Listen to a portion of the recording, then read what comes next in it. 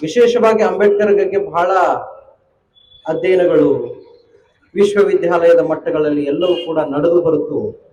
ಯಾರು ಕೂಡ ಅಂಬೇಡ್ಕರ್ಗಾದಂತಹ ಅನ್ಯಾಯಗಳು, ಅಂಬೇಡ್ಕರ್ಗಾದಂತಹ ಅವಮಾನಗಳ ಬಗ್ಗೆ ಮಾತನಾಡುವಂತಹ ಸಂಶೋಧನಾತ್ಮಕ ಕೃತಿಗಳು ನಡೆಯಲಿಲ್ಲ.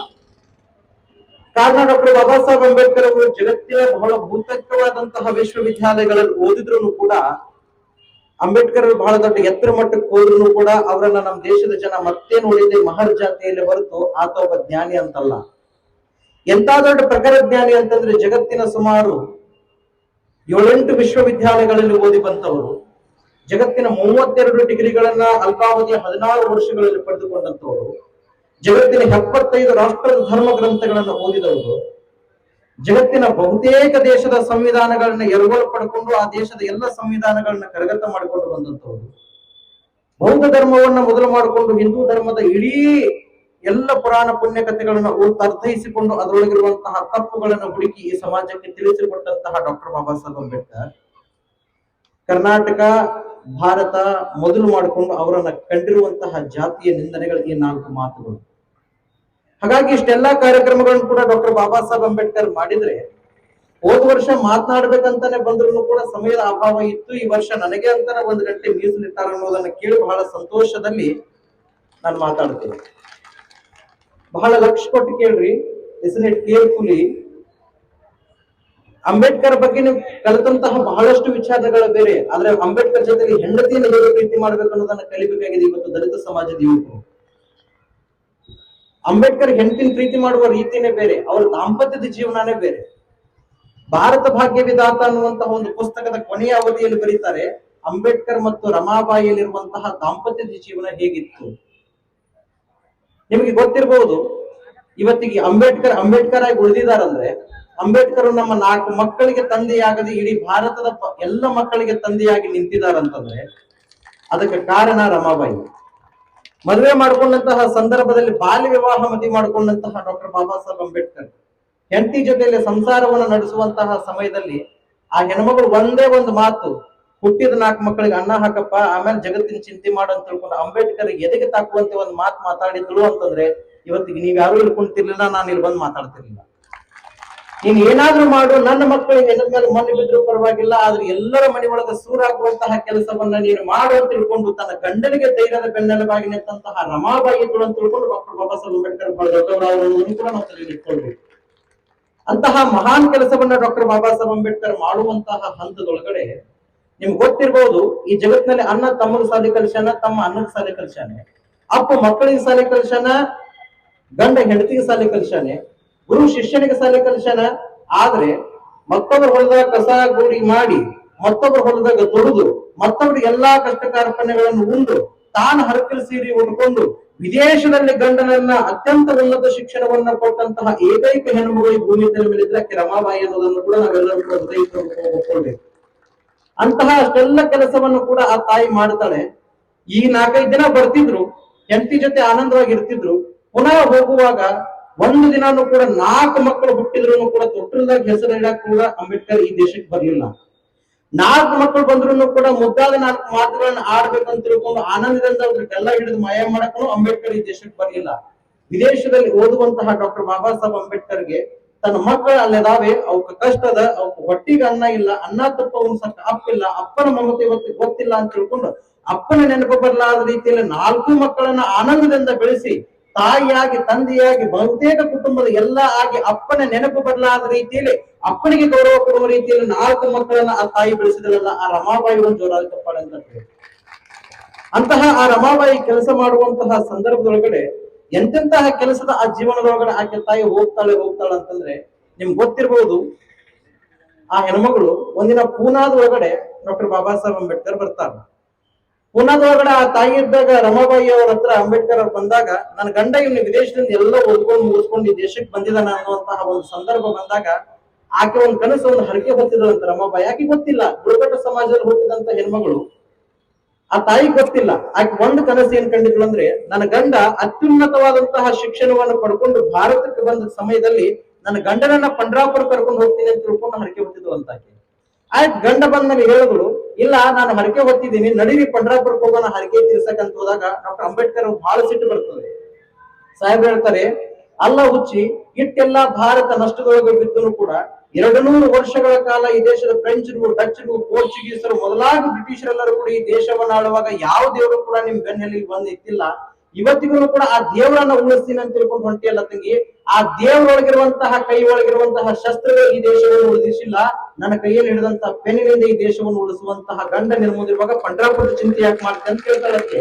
4 ಮಕ್ಕಳದಾವ, ಚಂದಾಗಿ ನಾನು ನೀನು ಬೆಳೆಸೋಣ, ಮನೇನ ಪಂಡ್ರಾಪುರ ಮಾಡೋಣ, ಪಂಡ್ರಾಪುರದ ಚಿಂತೆ ತಿಳ್ಕೊಂಡು ಗಂಡನಿಗೆ ಹೇಳಿದಾಗ ಈ ದೇಶದ ಮೂಲ ನಿವಾಸಿಯಾದಂತಹ ಆ ಹೆಣ್ಮಗಳು ಗಂಡನೆ ಮಾತಿಗೆ ತನ್ನ ಎಲ್ಲ ಧರ್ಮವನ್ನು ತೊರೆದು ಆ ತಾಯಿ ಇಬ್ರು ಕೂಡಿ ಕೂತಾಗ ಒಂದಿನ ಹಂಗೆ ಸಾಹೇಬರು ಬರ್ಕೋತ್ ಕೂತಿದ್ರಂತೆ.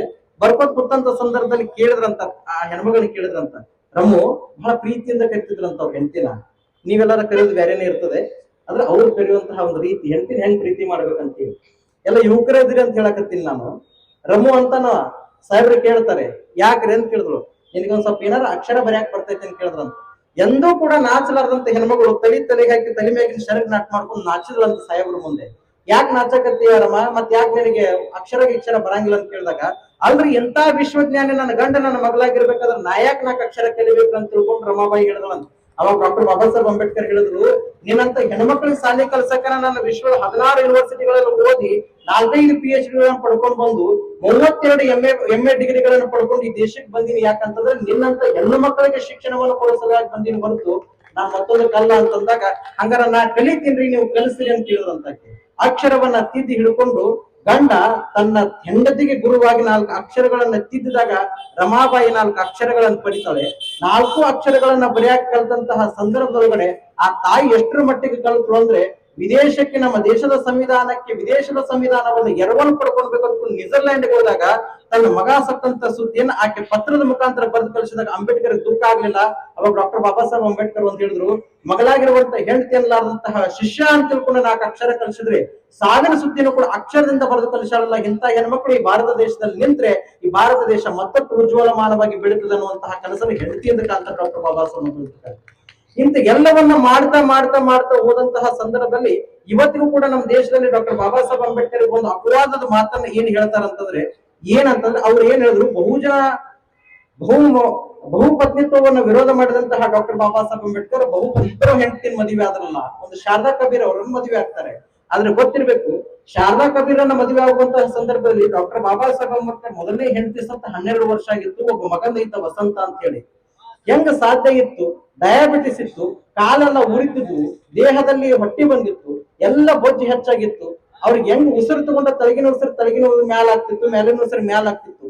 ಅಂತಹ ಸಂದರ್ಭದಲ್ಲಿ 2ನೇ ಹೆಂಡತಿಯನ್ನ ಮದುವೆ ಆಗುವಂತಹ ಸಂದರ್ಭದಲ್ಲಿ ಡಾಕ್ಟರ್ ಶಾರದಾ ಕಬೀರ್ ಇನ್ ಪೂನಾ ಹೆಣ್ಮಗಳು ಡಾಕ್ಟರ್ ಆಗಿ ಟ್ರೀಟ್ಮೆಂಟ್ ಕೊಡುವಂತಹ ಸಂದರ್ಭದಲ್ಲಿ ದೈಹಿಕ ಸುಖಕ್ಕಾಗಿ ಅಂಬೇಡ್ಕರ್ ಹೊರತು ಬಹುಪತಿತ್ವವನ್ನು ತಗೊಳ್ಳಿಲ್ಲ. ಮಾನಸಿಕ ನೆಮ್ಮದಿಗಾಗಿ ಮತ್ತೊಬ್ಬರ ಹೆಣ್ಮಗಳ ಕೈ ಹಿಡಿದ್ರು ಹೊರತು ಅವರು ಬಹುಪತಿತ್ವ ಮಾಡ್ಕೊಂಡಿಲ್ಲ. ಅದು ವಿವಾಹದ ವಿರೋಧನ ಆದ್ಮೇಲೆ ತನ್ನ ಮಾನಸಿಕ ಸಂಗಾತಿಗಾಗಿ ಅವರಿಗೆ ಆಶ್ರಯ ಇಲ್ಲದೆ ಇರುವಂತಹ ಸಂದರ್ಭದಲ್ಲಿ ಆಕೆ ಮದುವೆ ಮಾಡಿಕೊಂಡ್ರು ಹೊರತು ಈ ದೇಶಕ್ಕೆ ಅಂಬೇಡ್ಕರ್ ಹೆಸರು ಮೇಲೆ ಕೊಡುವಂತಹ ತಪ್ಪು ಸಂದೇಶವನ್ನು ನೀವು ಯಾರು ಕೊಡಬಾರ್ದು ಅನ್ನುವಂತಹ ಒಂದೆರಡು ಮಾತುಗಳು ಕೂಡ ತಮ್ಮಲ್ಲಿ ನಾವು ಹೇಳೋದಕ್ಕೆ ಇಷ್ಟಪಡ್ತೀವಿ. ಇವತ್ತಿಗೆ ಗೊತ್ತಿರಬೇಕು, ನಮ್ಮ ದೇಶಕ್ಕೆ ಬರಾಕ್ ಒಬಾಮಾ ಬಂದ್ರು. ಭಾರತ ದೇಶಕ್ಕೆ ಸುಮಾರು ಒಂದು 5 ವರ್ಷದ ಹಿಂದೆ ಬರಾಕ್ ಒಬಾಮಾ ನಮ್ಮ ದೇಶಕ್ಕೆ ಬಂದ್ರು. ಯಾರು? ಅಮೆರಿಕದ ಪ್ರೆಸಿಡೆಂಟ್ ಬರಾಕ್ ಒಬಾಮಾ ನಮ್ಮ ದೇಶಕ್ಕೆ ಬಂದ್ರೆ 200 years ಓಲ್ಡ್ ಬ್ರ್ಯಾಂಡಿನ ನಮ್ಮ ದೇಶದ ಪ್ರಧಾನಮಂತ್ರಿ ಅವನು ಕೂಡಿಸಿ ಕಳಿಸ್ಬಿಟ್ಟ. ನಿಮ್ಗೆ ಗೊತ್ತಿದೆ ಅದು. ಇವತ್ತಿಗೆ ರಾಜಕಾರಣ ಮಾತಾಡೋದಿಲ್ಲ, ಆದ್ರೆ ರಾಜಕಾರಣ ಮಾತಾಡ್ಲಿಲ್ಲ ಅಂತಂದ್ರೆ ತಪ್ಪಾಗ್ತದೆ. ರಾಜಕೀಯ ವಿಮರ್ಶೆಗಳನ್ನು ಕೂಡ ನಾವು ನೋಡ್ಬೇಕು. ಡಾಕ್ಟರ್ ಬಾಬಾ ಸಾಹೇಬ್ ಅಂಬೇಡ್ಕರ್ ಒಂದ್ ದೇಶಕ್ಕೆ ಹೋದಾಗ ನಮ್ಮ ದೇಶದ ಸಂವಿಧಾನವನ್ನು ಎರವಲು ಪಡ್ಕೊಂಡು ಬರ್ಬೇಕು ಅಂತ ತಿಳ್ಕೊಂಡು ಆಸ್ಟ್ರೇಲಿಯಾಕ್ಕೆ ಹೋದಂತಹ ಸಂದರ್ಭದಲ್ಲಿ ಆಸ್ಟ್ರೇಲಿಯಾದಲ್ಲಿರುವಂತಹ ಅತ್ಯಂತ ತಂಪಿನ ವಾತಾವರಣಕ್ಕೆ ಡಾಕ್ಟರ್ ಬಾಬಾ ಸಾಹೇಬ್ ಅಂಬೇಡ್ಕರ್ಗೆ ನೆಗಡಿ ಬರ್ತದೆ. ಆ ನೆಗಡಿ ಬಂದಂತಹ ಸಂದರ್ಭದಲ್ಲಿ ಡಾಕ್ಟರ್ ಬಾಬಾ ಸಾಹೇಬ್ ಅಂಬೇಡ್ಕರ್ಗೆ ಕಫ ಹೆಚ್ಚಾಗಿ ದಮೆ ಹೆಚ್ಚಾಗ್ತದೆ, ಗೂಡ್ತಿದ್ರು, ಕೆಮ್ತಿದ್ರು, ಹಂಗೆ ಗಾರೆ ಉಗುಳ್ತಿದ್ರು. ಮತ್ತೆ ಸಂವಿಧಾನವನ್ನು ಬರ್ಕೊಂಡು ಕೂತಂತಹ ಸಂದರ್ಭದಲ್ಲಿ ಆ ಆಸ್ಟ್ರೇಲಿಯಾದ ಪ್ರೈಮ್ ಮಿನಿಸ್ಟರ್ ಬಂದು ಡಾಕ್ಟರ್ ಬಾಬಾ ಸಾಹೇಬ್ ಅಂಬೇಡ್ಕರ್ ಕೇಳ್ತಾರೆ, ಸಾಹೇಬ್ರೆ, ನಿಮಗೆ ನಮ್ಮ ದೇಶದ ಎಲ್ಲ ವೈದ್ಯಕೀಯ ವ್ಯವಸ್ಥೆಗಳನ್ನು ಮಾಡಿದ್ವಿ, ಟ್ರೀಟ್ಮೆಂಟ್ಸ್ ಫಲಿಸ್ಲಿಲ್ಲ. MBBS ಡಾಕ್ಟರ್ಗಳ ಕಡೆಯಿಂದ ತೋರಿಸಿದ್ವಿ, ಫಲಿಸ್ಲಿಲ್ಲ. 3 ದಿನದ್ದು 6 ಕೋರ್ಸ್ ಮಾಡಿ ನಿಮ್ಗೆ ಗುಳಿಗೆ ಕೊಟ್ಟಿವಿ, ಆದ್ರೂ ನಿಮ್ಗೆ ಫಲಿಸ್ಲಿಲ್ಲ. ನಿಮಗೆ ಕಫ ಕಡಿಮೆ ಆಗನಿಲ್ಲ, ಪಿತ್ತ ಹೆಚ್ಚಾಗಿ ಕಫ ಹೆಚ್ಚಾಗಿ ನಿಮ್ಗೆ ನೆಗಡಿ ಹೆಚ್ಚಾಗಿ ಈ ದೇಶದ ಶೀತಕ್ಕೆ ನಿಮ್ಗೆ ಈ ರೀತಿಯಲ್ಲಿ ವಾತ ಬಂದಿದೆ. ದಯಮಾಡಿ ಯು ಹ್ಯಾವಿಂಗ್ ಡ್ರಿಂಕ್, ಒಂದಿಷ್ಟು ಕುಡೀರಿ. ಈಗ ನೀವು ನೋಡ್ಬೇಕು, ಮನ್ಯಾಗೆಲ್ಲ ಉಳ್ಳಾಗಡ್ಡಿ ಬಂದಾಗ ಯಾರ ಮನೆಯಾಗ ಮಿಂಟ್ರಿ ಬಾಟ್ಲಿ ಬಂದಿರ್ತಾವ ನೋಡ್ರಿ, ಅವನೊಂದು ಬೂತ್ ತೆಗೆದು ಹುಡುಗರು ಎದಿ ಮೇಲೆ ಕಾಲ ಇಟ್ಟು ಕುಡಿದಿರ್ತಾರೆ, ಅದು ಬ್ಯಾಡ್ ಅಂತ ಇರ್ತೈತಿ. ಅಂದ್ರೂ ಒತ್ತಾಯ ಮಾಡಿ ಕುಡಿಸಿ ಅದ್ರ ಕೆಮ್ಮು ಕಡಿಮೆ ಮಾಡ್ತೀರಿ. ಹಂಗಾಗಿ ಆ ಆಸ್ಟ್ರೇಲಿಯಾದ ಪ್ರೈಮ್ ಮಿನಿಸ್ಟರ್ ಬಾಬಾ ಸಾಹೇಬ್ ಅಂಬೇಡ್ಕರ್ ಕೇಳಿದ್ರಂತ, ಅಲ್ಲ ಒಂದ್ ಬೂಚ್ ನೀವೊಂದ್ ಸ್ವಲ್ಪ ಕುಡಿತೀರೇನ್ರಿ, ಕೆಮ್ಮು ಕಡಿಮೆ ಆಗ್ತದೆ, ನಿಮ್ಮ ಆರೋಗ್ಯ ಸಲುವಾಗಿ ಕುಡಿತೀರಿ ಅಂದಾಗ ಆ ದೇಶದ ಪ್ರಧಾನಮಂತ್ರಿ ನಾಚುವಂತೆ ನಮ್ ಡಾಕ್ಟರ್ ಬಾಬಾ ಸಾಹೇಬ್ ಅಂಬೇಡ್ಕರ್ ಒಂದು ಮಾತು ಹೇಳ್ತಾರೆ, ನಾನು ನನ್ನ ದೇಶದ ಮೂಲವಾಸಿಗಳಿಗೆ 2% ಆಳುವಂತಹ ಈ ದೇಶದ 75% ದಲಿತರನ್ನ ಉಳಿಸೋದಕ್ಕಾಗಿ ನಿದ್ದಿಗೆಟ್ಟು ಸುಮಾರು 16 ವರ್ಷಗಳ ಕಾಲ ಅಧ್ಯಯನವನ್ನು ಮಾಡಿ ಈ ದೇಶಕ್ಕೆ ನಾನು ಯಾಕೆ ಬಂದಿದ್ದೀನಿ ಅಂತಂದ್ರೆ, ಸುಮಾರು 2-3 ಸಾವಿರ ವರ್ಷಗಳ ಕಾಲ ಸೋಮರಸ ರಾಮರಸ ಅನ್ನುವಂತಹ ಈ ಎರಡೂ ರಸಗಳನ್ನ ಕುಳಿಸಿ ನಶೆ ಒಳಗಡೆ, ಗುಲಾಮಗಿರಿ ಒಳಗಡೆ ನನ್ನ ದೇಶದ ಜನರನ್ನ ಆಳಿಸುವಂತಹ ನಶೆ ಬಿಡಿಸಾಕಂತ ತಿಳ್ಕೊಂಡು ಈ ದೇಶಕ್ಕೆ ಬಂದು ಸಂವಿಧಾನವನ್ನು ಓದುವ ಸಂದರ್ಭದಲ್ಲಿ ನಾನು ಯಾವತ್ತಾರ ಈ ನಶೆಯನ್ನು ಕುಡಿದು ಮಲ್ಕೊಂಡೆ ಅಂತಂದ್ರೆ ಇನ್ನೂ 2-3 ಸಾವಿರ ವರ್ಷಗಳ ಕಾಲ ನನ್ನ ದೇಶದ ದಲಿತರು ಕೂಡ ಇದೇ ರೀತಿಯಲ್ಲಿ ಮಲಗ್ತಾರೆ. ಅವಾಗ ನಾ ಕುಡಿಯಂಗಿಲ್ಲ ಅಂತ ಹೇಳಿದಂತಹ ಈ ದೇಶದ ಪ್ರಥಮ ಕಾನೂನು ಮಂತ್ರಿಯಲ್ಲಿ ಅಮೆರಿಕ ಪ್ರೆಸಿಡೆಂಟ್ ಬರಾಕ್ ಒಬಾಮಾ ಬಂದಾಗ 200 years ಬ್ಯಾನ್ ನೋಡಿ ಕಳಿಸಿದಂತಹ ಈ ದೇಶದ ಈಗಿನ ಪ್ರಧಾನಮಂತ್ರಿ ಇಲ್ಲ. ಅಂದ್ರೆ ಅರ್ಥವತ್ತಾದ ಅಧ್ಯಯನಗಳು ಆಗ್ಲಿಲ್ಲ ಅಂತಂದ್ರೆ ಕೆಲಸ ಏನಾಗ್ತವೆ ನಿಮ್ಗೆ ಗೊತ್ತಿರ್ಬೇಕು. ಮೊನ್ನೆ ಹೋದಂತ ಸಂದರ್ಭದಲ್ಲಿ ನಮ್ದು ಈಗೆಲ್ಲ ಪತ್ರಿಕಾ ಮಾಧ್ಯಮದವರು ಕೂಡ ಗುಲಾಮರಾಗಿಬಿಟ್ಟಿದ್ದಾರೆ, ಎಲ್ಲ ಪೇಪರ್ ಸುದ್ದಿ ಮಾಧ್ಯಮಗಳು ಕೂಡ ಗುಲಾಮರಾಗಿಬಿಟ್ಟಿದ್ದಾರೆ. ಅವ್ರು ಏನ್ ಹೇಳ್ತಾರಂದ್ರೆ, ಇಲ್ಲ ನಮ್ಮ ದೇಶದ ಪ್ರಧಾನಮಂತ್ರಿಗೆ ವಿದೇಶಿಯ ಪ್ರೈಮ್ ಮಿನಿಸ್ಟರ್ ಎಲ್ಲ ಕೂಡ ರೆಡ್ ಕಾರ್ಪೆಟ್ ಹಾಕಿ ಸ್ವಾಗತವನ್ನು ಮಾಡ್ತಾರೆ. ಅಲ್ಲ, ಹೆಂಗ್ ಸಾಧ್ಯ ಇರೋದಕ್ಕೆ ಸಾಧ್ಯ? 75 ವರ್ಷದ ಭಾರತದ ಈಗಿನ ಏಕೈಕ ಒಬ್ಬ ಪ್ರಧಾನಮಂತ್ರಿಗೆ ರೆಡ್ ಕಾರ್ಪೆಟ್ ಹಾಕಿ ಸ್ವಾಗತ ಮಾಡುವಷ್ಟರ ಮಟ್ಟಿಗೆ ಸುಮಾರು 15 ವರ್ಷಗಳಲ್ಲಿ ನಮ್ಮ ದೇಶ ಬೆಳೆದು ಬಿಡ್ತಾ. 15 ವರ್ಷಗಳಲ್ಲಿ ದೇಶ ಬೆಳೆದು ಬಿಡ್ತಾ. ಅದ್ರ ಹಿಂದೆ ಸುಭಾಷ್ ಚಂದ್ರ ಬೋಸರ ಬೆವರಿದೆ, ಡಾಕ್ಟರ್ ಬಾಬಾ ಸಾಹೇಬ್ ಅಂಬೇಡ್ಕರ್ ಉಸಿರಿದೆ ಅನ್ನೋದನ್ನು ಕೂಡ ಈ ದೇಶದ ಪ್ರಧಾನಮಂತ್ರಿಗಳು ಬರೀಬಾರದು.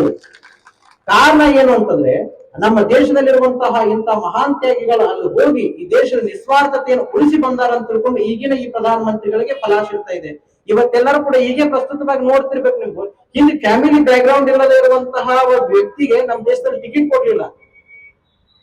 ದಾವಣಗೆರೆ ಮಧ್ಯಂತರ ಚುನಾವಣೆ ಒಳಗಡೆ ಫ್ಯಾಮಿಲಿ ಬ್ಯಾಕ್ ಗ್ರೌಂಡ್ ಇರಲಿರೋರಿಗೆ ಟಿಕೆಟ್ ಕೊಡಂಗಿಲ್ಲ. ಇನ್ ದೇಶಕ್ಕೆ ಫ್ಯಾಮಿಲಿ ಬ್ಯಾಕ್ ಗ್ರೌಂಡ್ ಇಲ್ಲದವರು ರೆಡ್ ಕಾರ್ಪೆಟ್ ಹಾಕ್ತಾರೆ. ಇನ್ನು ನಿಮ್ಗೆ ಗೊತ್ತಿರ್ಬೇಕು ಅಂಬೇಡ್ಕರ್ ಕೆಲಸ ಏನಾಯ್ತು ಅಂದ್ರೆ, KRS ಡ್ಯಾಮ್ ಕಟ್ಟೋದು ನಿಮ್ಗೆಲ್ಲ ಗೊತ್ತಿರ್ಬೋದು. KRS ಡ್ಯಾಮ್ ಅನ್ನ ಈ ದೇಶದ ನಮ್ಮ ಕರ್ನಾಟಕ ರಾಜ್ಯದ ಆಗಿನ ಮೈಸೂರು ಸರ್ಕಾರದ ಮಹಾರಾಜರು KRS ಡ್ಯಾಮ್ ಅನ್ನ ಕಟ್ತಿದ್ರು. KRS ಡ್ಯಾಮ್ ಅನ್ನ ಪೂರ್ಣ ಮಾಡೋದಕ್ಕೆ ಆಗ್ಲಿಲ್ಲ, ಅರ್ಧಾವಸ್ತಿ ವ್ಯವಸ್ಥೆಗೆ ಬಂದಿತ್ತು. ಅವಾಗ ಇನ್ನೂ ಏನೋ ಒಂದ್ 2-2.5 ಲಕ್ಷ ರೂಪಾಯಿ ಆಗಿನ ಕಾಲಮಾನದ ನಮ್ಮ ದೇಶದ ರೂಪಾಯಿ ಸಮಸ್ಯೆಗೆ ಹೋಲಿಸಿದ್ರೆ ಸುಮಾರು 2-2.5 ಲಕ್ಷ ರೂಪಾಯಿ ಕಡಿಮೆ ಬಿದ್ದಾಗ ತಮ್ಮ ಹೆಂಡತಿಯ ಕೊರಳಗಿರುವಂತಹ ಆಭರಣವನ್ನೆಲ್ಲ ಕೂಡ ಓದು ವಿದೇಶದ ಒಂದು ಬೇರೆ ರಾಜ್ಯಗಳಲ್ಲಿ ಅಡ ಇಟ್ಟು ಬಂದಂತಹ ಹಣದಿಂದ ಕೂಡ KRS ಮುಗಿಸ್ರು ಅಂತ ತಿಳ್ಕೊಂಡು ಹೇಳ್ತೀರಿ. 70-80 ವರ್ಷಗಳ ಹಿಂದಿನ ಕಾಲಮಾನಕ್ಕೆ KRS ಅನ್ನ ಕಟ್ಟುವಂತಹ ಸಂದರ್ಭದಲ್ಲಿ ಮೈಸೂರು ಮಹಾರಾಜನ ಕೈಯಲ್ಲಿ 2.5 ಲಕ್ಷ ರೂಪಾಯಿ ಇರಲಿಲ್ಲ. ಇವತ್ತಿಗೆ ಕರ್ನಾಟಕದ ಸಿದ್ದರಾಮಯ್ಯ ಮನಸ್ಸು ಮಾಡಿದ್ರೆ 4 ಡ್ಯಾಮ್ ಕಟ್ಟಬಹುದು. ಒಂದು ಡ್ಯಾಮ್ ಕಟ್ಟಕ್ಕೆ ಆಗದೇ ಇರುವಂತಹ 80 ವರ್ಷಗಳ ಹಿಂದಿನ ಕರ್ನಾಟಕಕ್ಕೆ ಇವತ್ತಿನ ಮುಖ್ಯಮಂತ್ರಿ 4 ಡ್ಯಾಮ್ ಅನ್ನ ಕಟ್ಟುವಂತಹ ರೊಕ್ಕ ರೂಪಾಯಿ ಕೈಯಾಗಿದಾವ ಅಂತಂದ್ರೆ ಅದಕ್ಕೆ ಕಾರಣ ಏನು ಅಂತಂದ್ರೆ ಡಾಕ್ಟರ್ ಬಾಬಾ ಸಾಹೇಬ್ ಅಂಬೇಡ್ಕರ್ ಸಂವಿಧಾನ ಅನ್ನೋದನ್ನು ಕೂಡ ನಾವೆಲ್ಲ ಎಚ್ಚೆತ್ತುಕೊಂಡು ಇಟ್ಕೊಳ್ಬೇಕು. ಅಂತಹ ದೊಡ್ಡ ತ್ಯಾಗದ ಮನೋಭಾವವನ್ನ ಕಿಟ್ಕೊಂಡು ಸಾವಿರ ಬಹಳ ಅದ್ಭುತವಾದಂತಹ ಕೆಲಸವನ್ನು ಕೂಡ ಇವತ್ತು ಎಲ್ಲ ಕಡೆಗೆ ಮಾಡುವಂತ ಒಂದು ವ್ಯವಸ್ಥೆ ಕಡೆ ಹೋಗ್ತಾರೆ. ಭಾರತದ ಅರ್ಥವ್ಯವಸ್ಥೆಯ ಆರೋಗ್ಯದ ಆಸ್ಪತ್ರೆ ಯಾವುದು ಅಂತಂದ್ರೆ RBI, ರಾಷ್ಟ್ರೀಯ ಬ್ಯಾಂಕ್. ಆ ರಾಷ್ಟ್ರೀಯ ಬ್ಯಾಂಕ್ ಅನ್ನ ಡಾಕ್ಟರ್ ಬಾಬಾ ಸಾಹೇಬ್ ಅಂಬೇಡ್ಕರ್ RBI ಅನ್ನ ಈ ದೇಶಕ್ಕೆ ತಗೊಂಡು ಬಂದ್ರು.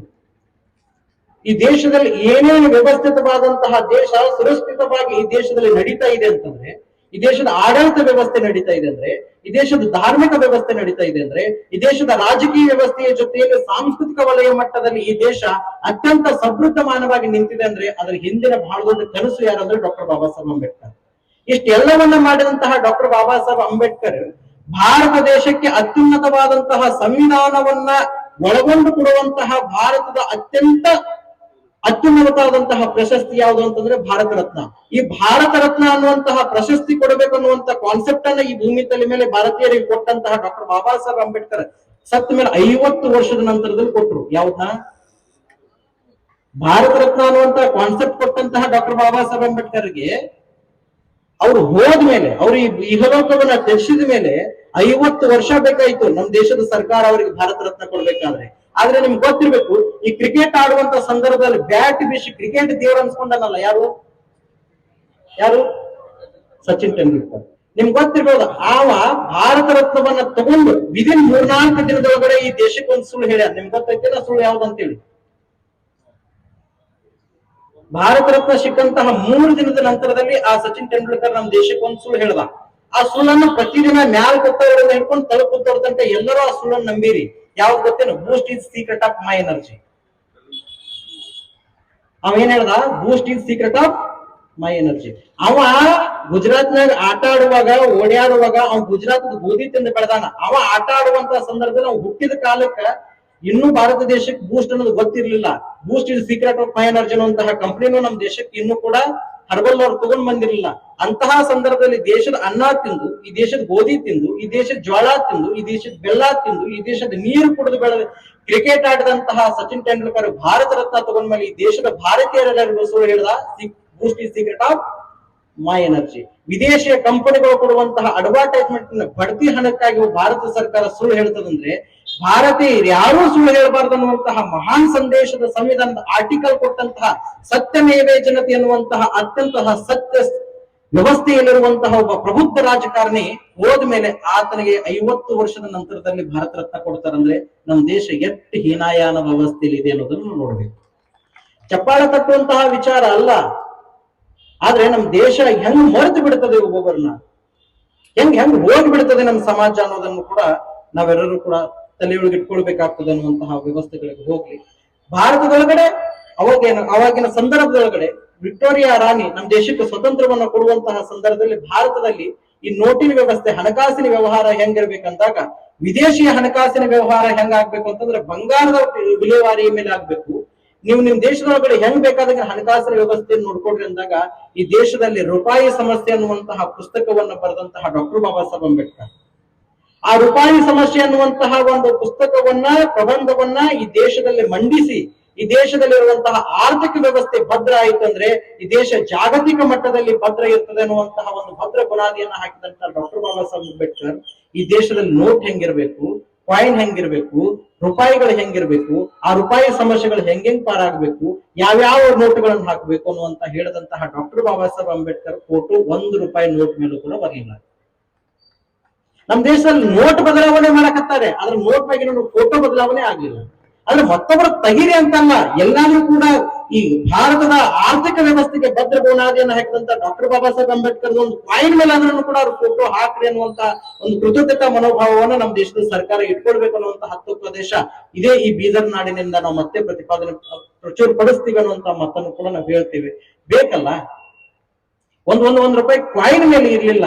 ಈ ದೇಶದಲ್ಲಿ ಹಣ ಹೇಗಿರ್ಬೇಕು, ಈ ದೇಶದಲ್ಲಿ ದುಡ್ಡು ಹೇಗಿರ್ಬೇಕು, ಈ ದೇಶದಲ್ಲಿ RBI ಬ್ಯಾಂಕ್ ಹಾಕ್ಬೇಕು, ಆ RBI ಬ್ಯಾಂಕಿಗೆ ಸಂಬಂಧಪಟ್ಟಂತಹ ಎಲ್ಲಾ ಬ್ಯಾಂಕ್ಗಳು ಹೆಂಗ್ ನಡಿಬೇಕು, ಈ ದೇಶದಲ್ಲಿರುವಂತಹ ಸರ್ಕಾರಿ ವಿವಿಧ ದೇಶಗಳ ಸ್ಟೇಟ್ ಬ್ಯಾಂಕ್ಗಳೆಲ್ಲವೂ ಕೂಡ ಅದರ ಬದ್ಧತೆ ಒಳಗಡೆ ಇಟ್ಕೊಂಡು ಎಲ್ಲವೂ ಕಾರ್ಯನಿರ್ವಹಿಸಬೇಕು ಅನ್ನುವಂತಹ ಒಂದು ಆರ್ಥಿಕ ವಿಲೇವಾರಿಯ ಗೆಜೆಟ್ ಒಂದು ಬಜೆಟ್ ಹಾಕಿ ಕೊಟ್ಟಂತಹ ಡಾಕ್ಟರ್ ಬಾಬಾ ಸಾಹೇಬ್ ಅಂಬೇಡ್ಕರ್ ಒಂದ್ ನೋಟ್, ಒಂದ್ ಕಾಯಿನ್ ಮೇಲಿಲ್ಲ ಅಂತಂದ್ರೆ ಅವ್ರ ಬೆವರಿಗೆ ಏನ್ ಪ್ರತಿಫಲ ಕೊಟ್ಟಂಗಾಯ್ತು? ಅದನ್ನು ಕೂಡ ನಾವೆಲ್ಲರೂ ಯೋಚನೆ ಮಾಡ್ಬೇಕು ಅನ್ನುವಂತಹ ಮಾತನ್ನ ತಮ್ಮೆಲ್ಲರಿಗೂ ತಿಳಿಸ್ತಾ, ನೋಟ್ ಬದಲಾವಣೆ ಮಾಡ್ಬೇಡ್ರಿ, ನೋಟ್ ಮೇಲೆ ಅಂಬೇಡ್ಕರ್ಗೆ ಒಂದಿಷ್ಟು ಬೆವರಿಗೆ ಬೆಲೆ ಕೊಡುವಂತಹ ಕೆಲಸವನ್ನ ಮಾಡ್ರಿ. ನೋಟ್ ಬದಲಾವಣೆ ಆಯ್ತು, ಆದ್ರೆ ಹೆಂಗಾಗಿದೆ ಅಂದ್ರೆ ಕ್ರಿಕೆಟ್ ಆಟನಾಗ ಬ್ಯಾಟ್ ಬದಲಾವಣೆ ಆದಂಗ ಆಯ್ತು ಹೊರತು ನಮ್ಮ ದೇಶದಲ್ಲಿ ನೋಟ್ ಬದಲಾವಣೆ ಏನು ಕೆಲಸ ಮಾಡಿಲ್ಲ ಅನ್ನೋದನ್ನು ಕೂಡ ತಲೆಗೆ ಇಟ್ಕೊಳ್ಬೇಕಾಗ್ತದೆ. ಕ್ರಿಕೆಟ್ ಆಡುವಾಗ ಬ್ಯಾಟ್ ಬದಲಾವಣೆ ಆಗ್ತದೆ, ಆಟ ಬದಲಾವಣೆ ಆಗಿಲ್ಲ. ನೋಟ್ ಬದಲಾವಣೆ ಕ್ರಿಕೆಟ್ ಆಟದಲ್ಲಿ ಬ್ಯಾಟ್ ಬದಲಾವಣೆ ಆದಂಗ ಆಯ್ತು, ಆದ್ರೆ ನಮ್ಮ ದೇಶದಲ್ಲಿ ಮಾಡುತ್ತಿರುವಂತಹ ರಾಜಕಾರಣಿಗಳ ಲಪಟದ ಲಂಚದ ಆಟ ಬದಲಾವಣೆಯನ್ನು ಕೂಡ ನೋಟ್ ಬ್ಯಾನ್ ನಿಂದ ಆಗಿಲ್ಲ ಅನ್ನೋದನ್ನು ಕೂಡ ನಾವು ಮತ್ತೆ ತಿಳ್ಕೋಬೇಕು. ಬೇಕಾದಂತ ಮೂವಿಗಳು ಬರ್ಲಿ, ದುರಂಧರ ಮೊದಲಾಗಿ ಬೇಕಾದಂತ ಮೂವಿಗಳು ಬಂದ್ರು ಕೂಡ ಅದನ್ನ ಪ್ರತಿಪಾದನೆ ಮಾಡುವಷ್ಟು ಮಟ್ಟಿಗೆ ನಮ್ಮ ದೇಶದ ಬಡವರು ಕೂಡ ಅದನ್ನ ಸಹಿಸಿಕೊಳ್ಳ ಆಗಲಾರದಷ್ಟು ದುಃಖ ಆ ನೋಟ್ ಬದಲಾವಣೆ ಸಂದರ್ಭದಲ್ಲಿ ಆಗಿದೆ ಅನ್ನೋದನ್ನು ಕೂಡ ಈ ದೇಶದ ಯಾವತ್ತಿಗೂ ಕೂಡ ಮಿಡಲ್ ಕ್ಲಾಸ್ ಫ್ಯಾಮಿಲಿಗಳು ಬರಿಬಾರದು. ಏನಾಯ್ತು, ಯಾವ ವಿದೇಶದಿಂದ ಕಪ್ಪು ಹಣಗಳು ಕೋಟಿ ಕೋಟಿ ಹಡಗಿನಲ್ಲಿ ಬರ್ತಾವ ಅಂತ ಹೇಳಿದ್ರು, ಎಲ್ಲಿ ಬಂತು? ವಿದೇಶದಲ್ಲಿ ಬಂದಂತಹ ಹಣಗಳೆಲ್ಲ ಕೂಡ ವಿದೇಶದಲ್ಲಿರುವಂತಹ ಕಪ್ಪು ಹಣ ಎಲ್ಲ ಕೂಡ ಇಟ್ಟಿಯಲ್ಲಿರುವಂತಹ ಹಣ ಎಲ್ಲ ಬಂತು ಅಂತ ಹೇಳಿದ್ರು, ಎಲ್ಲಿ ಬಂತು? ಬಡವರ ಬೆವರು ಹೋಯ್ತು, ಬಡವರ ಆಸ್ಪತ್ರೆಗಳಲ್ಲಿ ಅಡ್ಮಿಟ್ ಮಾಡಿದಂತಹ ಬಿಲ್ ತುಂಬಾಕಾಗಲಾರಕ್ಕಾಗಿ ಹೆಣ ಮಣಿ ಬಂದು ಹೊರತು ವಿದೇಶದಿಂದ ಬ್ಲಾಕ್ ಮನಿಯನ್ನು ನಮ್ಮ ದೇಶಕ್ಕೆ ಬರ್ಲಿಲ್ಲ. ಈ ರೀತಿಯಲ್ಲಿ ಮಾಡ್ತಾ ಹೋದ್ರೆ ಅಂಬೇಡ್ಕರ್ ಕನಸು ಯಾವ ರೀತಿಯಲ್ಲಿ ನನಸು ಆಗ್ತದೆ ಅನ್ನೋದನ್ನು ಕೂಡ ತಾವೆಲ್ಲರೂ ತಲೆಗೆ ಇಟ್ಕೊಳ್ಬೇಕಾಗಿದೆ. ಅಂಬೇಡ್ಕರ್ ಬಹಳ ದೊಡ್ಡ ಕೆಲಸವನ್ನ ಆಗಿನ ಕಾಲಕ್ಕೆ ಮಹರ್ ಕೆರೆಯ ಒಂದು ಕಾರ್ಯಕ್ರಮ ಕೈ ಹಾಕ್ತಾರೆ. ಆ ಮಹರ್ ಕೆರೆಯ ನೀರು ಕುಡಿಯೋದಕ್ಕೆ ನಮ್ಮ ದೇಶದ ಜನ 2,500 ವರ್ಷ ಪ್ರಯತ್ನ ಪಟ್ಟರು. ನೀರು ಕೊಡಕ್ಕಾಗ್ಲಿಲ್ಲ. ಅದು ಮಹಾರ್ಕೆರೆ ಒಂದೇ ಅಲ್ಲ, ಅಲ್ಲಿ ನಡೆದಿರುವಂತಹ ಹೋರಾಟ ನಮ್ಮ ದೇಶದ ಮೊಟ್ಟ ಮೊದಲ ಜನಸಂಗ್ರಾಮಕ್ಕೆ ಕಾರಣವಾದಂತಹ ಒಂದು ಹೋರಾಟಕ್ಕೆ ಹೊರತು ಬಹುತೇಕ ನಿಮ್ಮ ಊರೊಳಗಿರುವಂತಹ ಯಾವುದೇ ದೇವಸ್ಥಾನಗಳ ವಲಯ ಮಟ್ಟದಲ್ಲಿರುವಂತಹ ಉತ್ತಮ ಕೇರಿಯಲ್ಲಿರುವಂತಹ ಸಾರ್ವಜನಿಕ ಕೆರೆ ಬಾವಿಗಳಲ್ಲೇ ನೀರು ಕೊಡುವಂತಹ ಗಂಡಸು ಈ ಭೂಮಿ ತಲೆ ಮೇಲೆ ಒಬ್ಬರು ಹುಟ್ಟಿರ್ಲಿಲ್ಲ. ಡಾಕ್ಟರ್ ಬಾಬಾ ಸಾಹೇಬ್ ಅಂಬೇಡ್ಕರ್ 2 ಮೆಟ್ಟಿಲುಗಳನ್ನು ಇಳಿದು ಬೊಗಸೆ ಒಳಗೆ ನೀರು ಕೊಡದ ಅಂತ ತಿಳ್ಕೊಂಡು ದಲಿತರೆಲ್ಲರೂ ನೀರು ಕುಡಿಯಾಕತ್ತೀರಿ ಅನ್ನೋದನ್ನು ಕೂಡ ನೀವು ಯಾರು ಮರಿಬಾರ್ದು.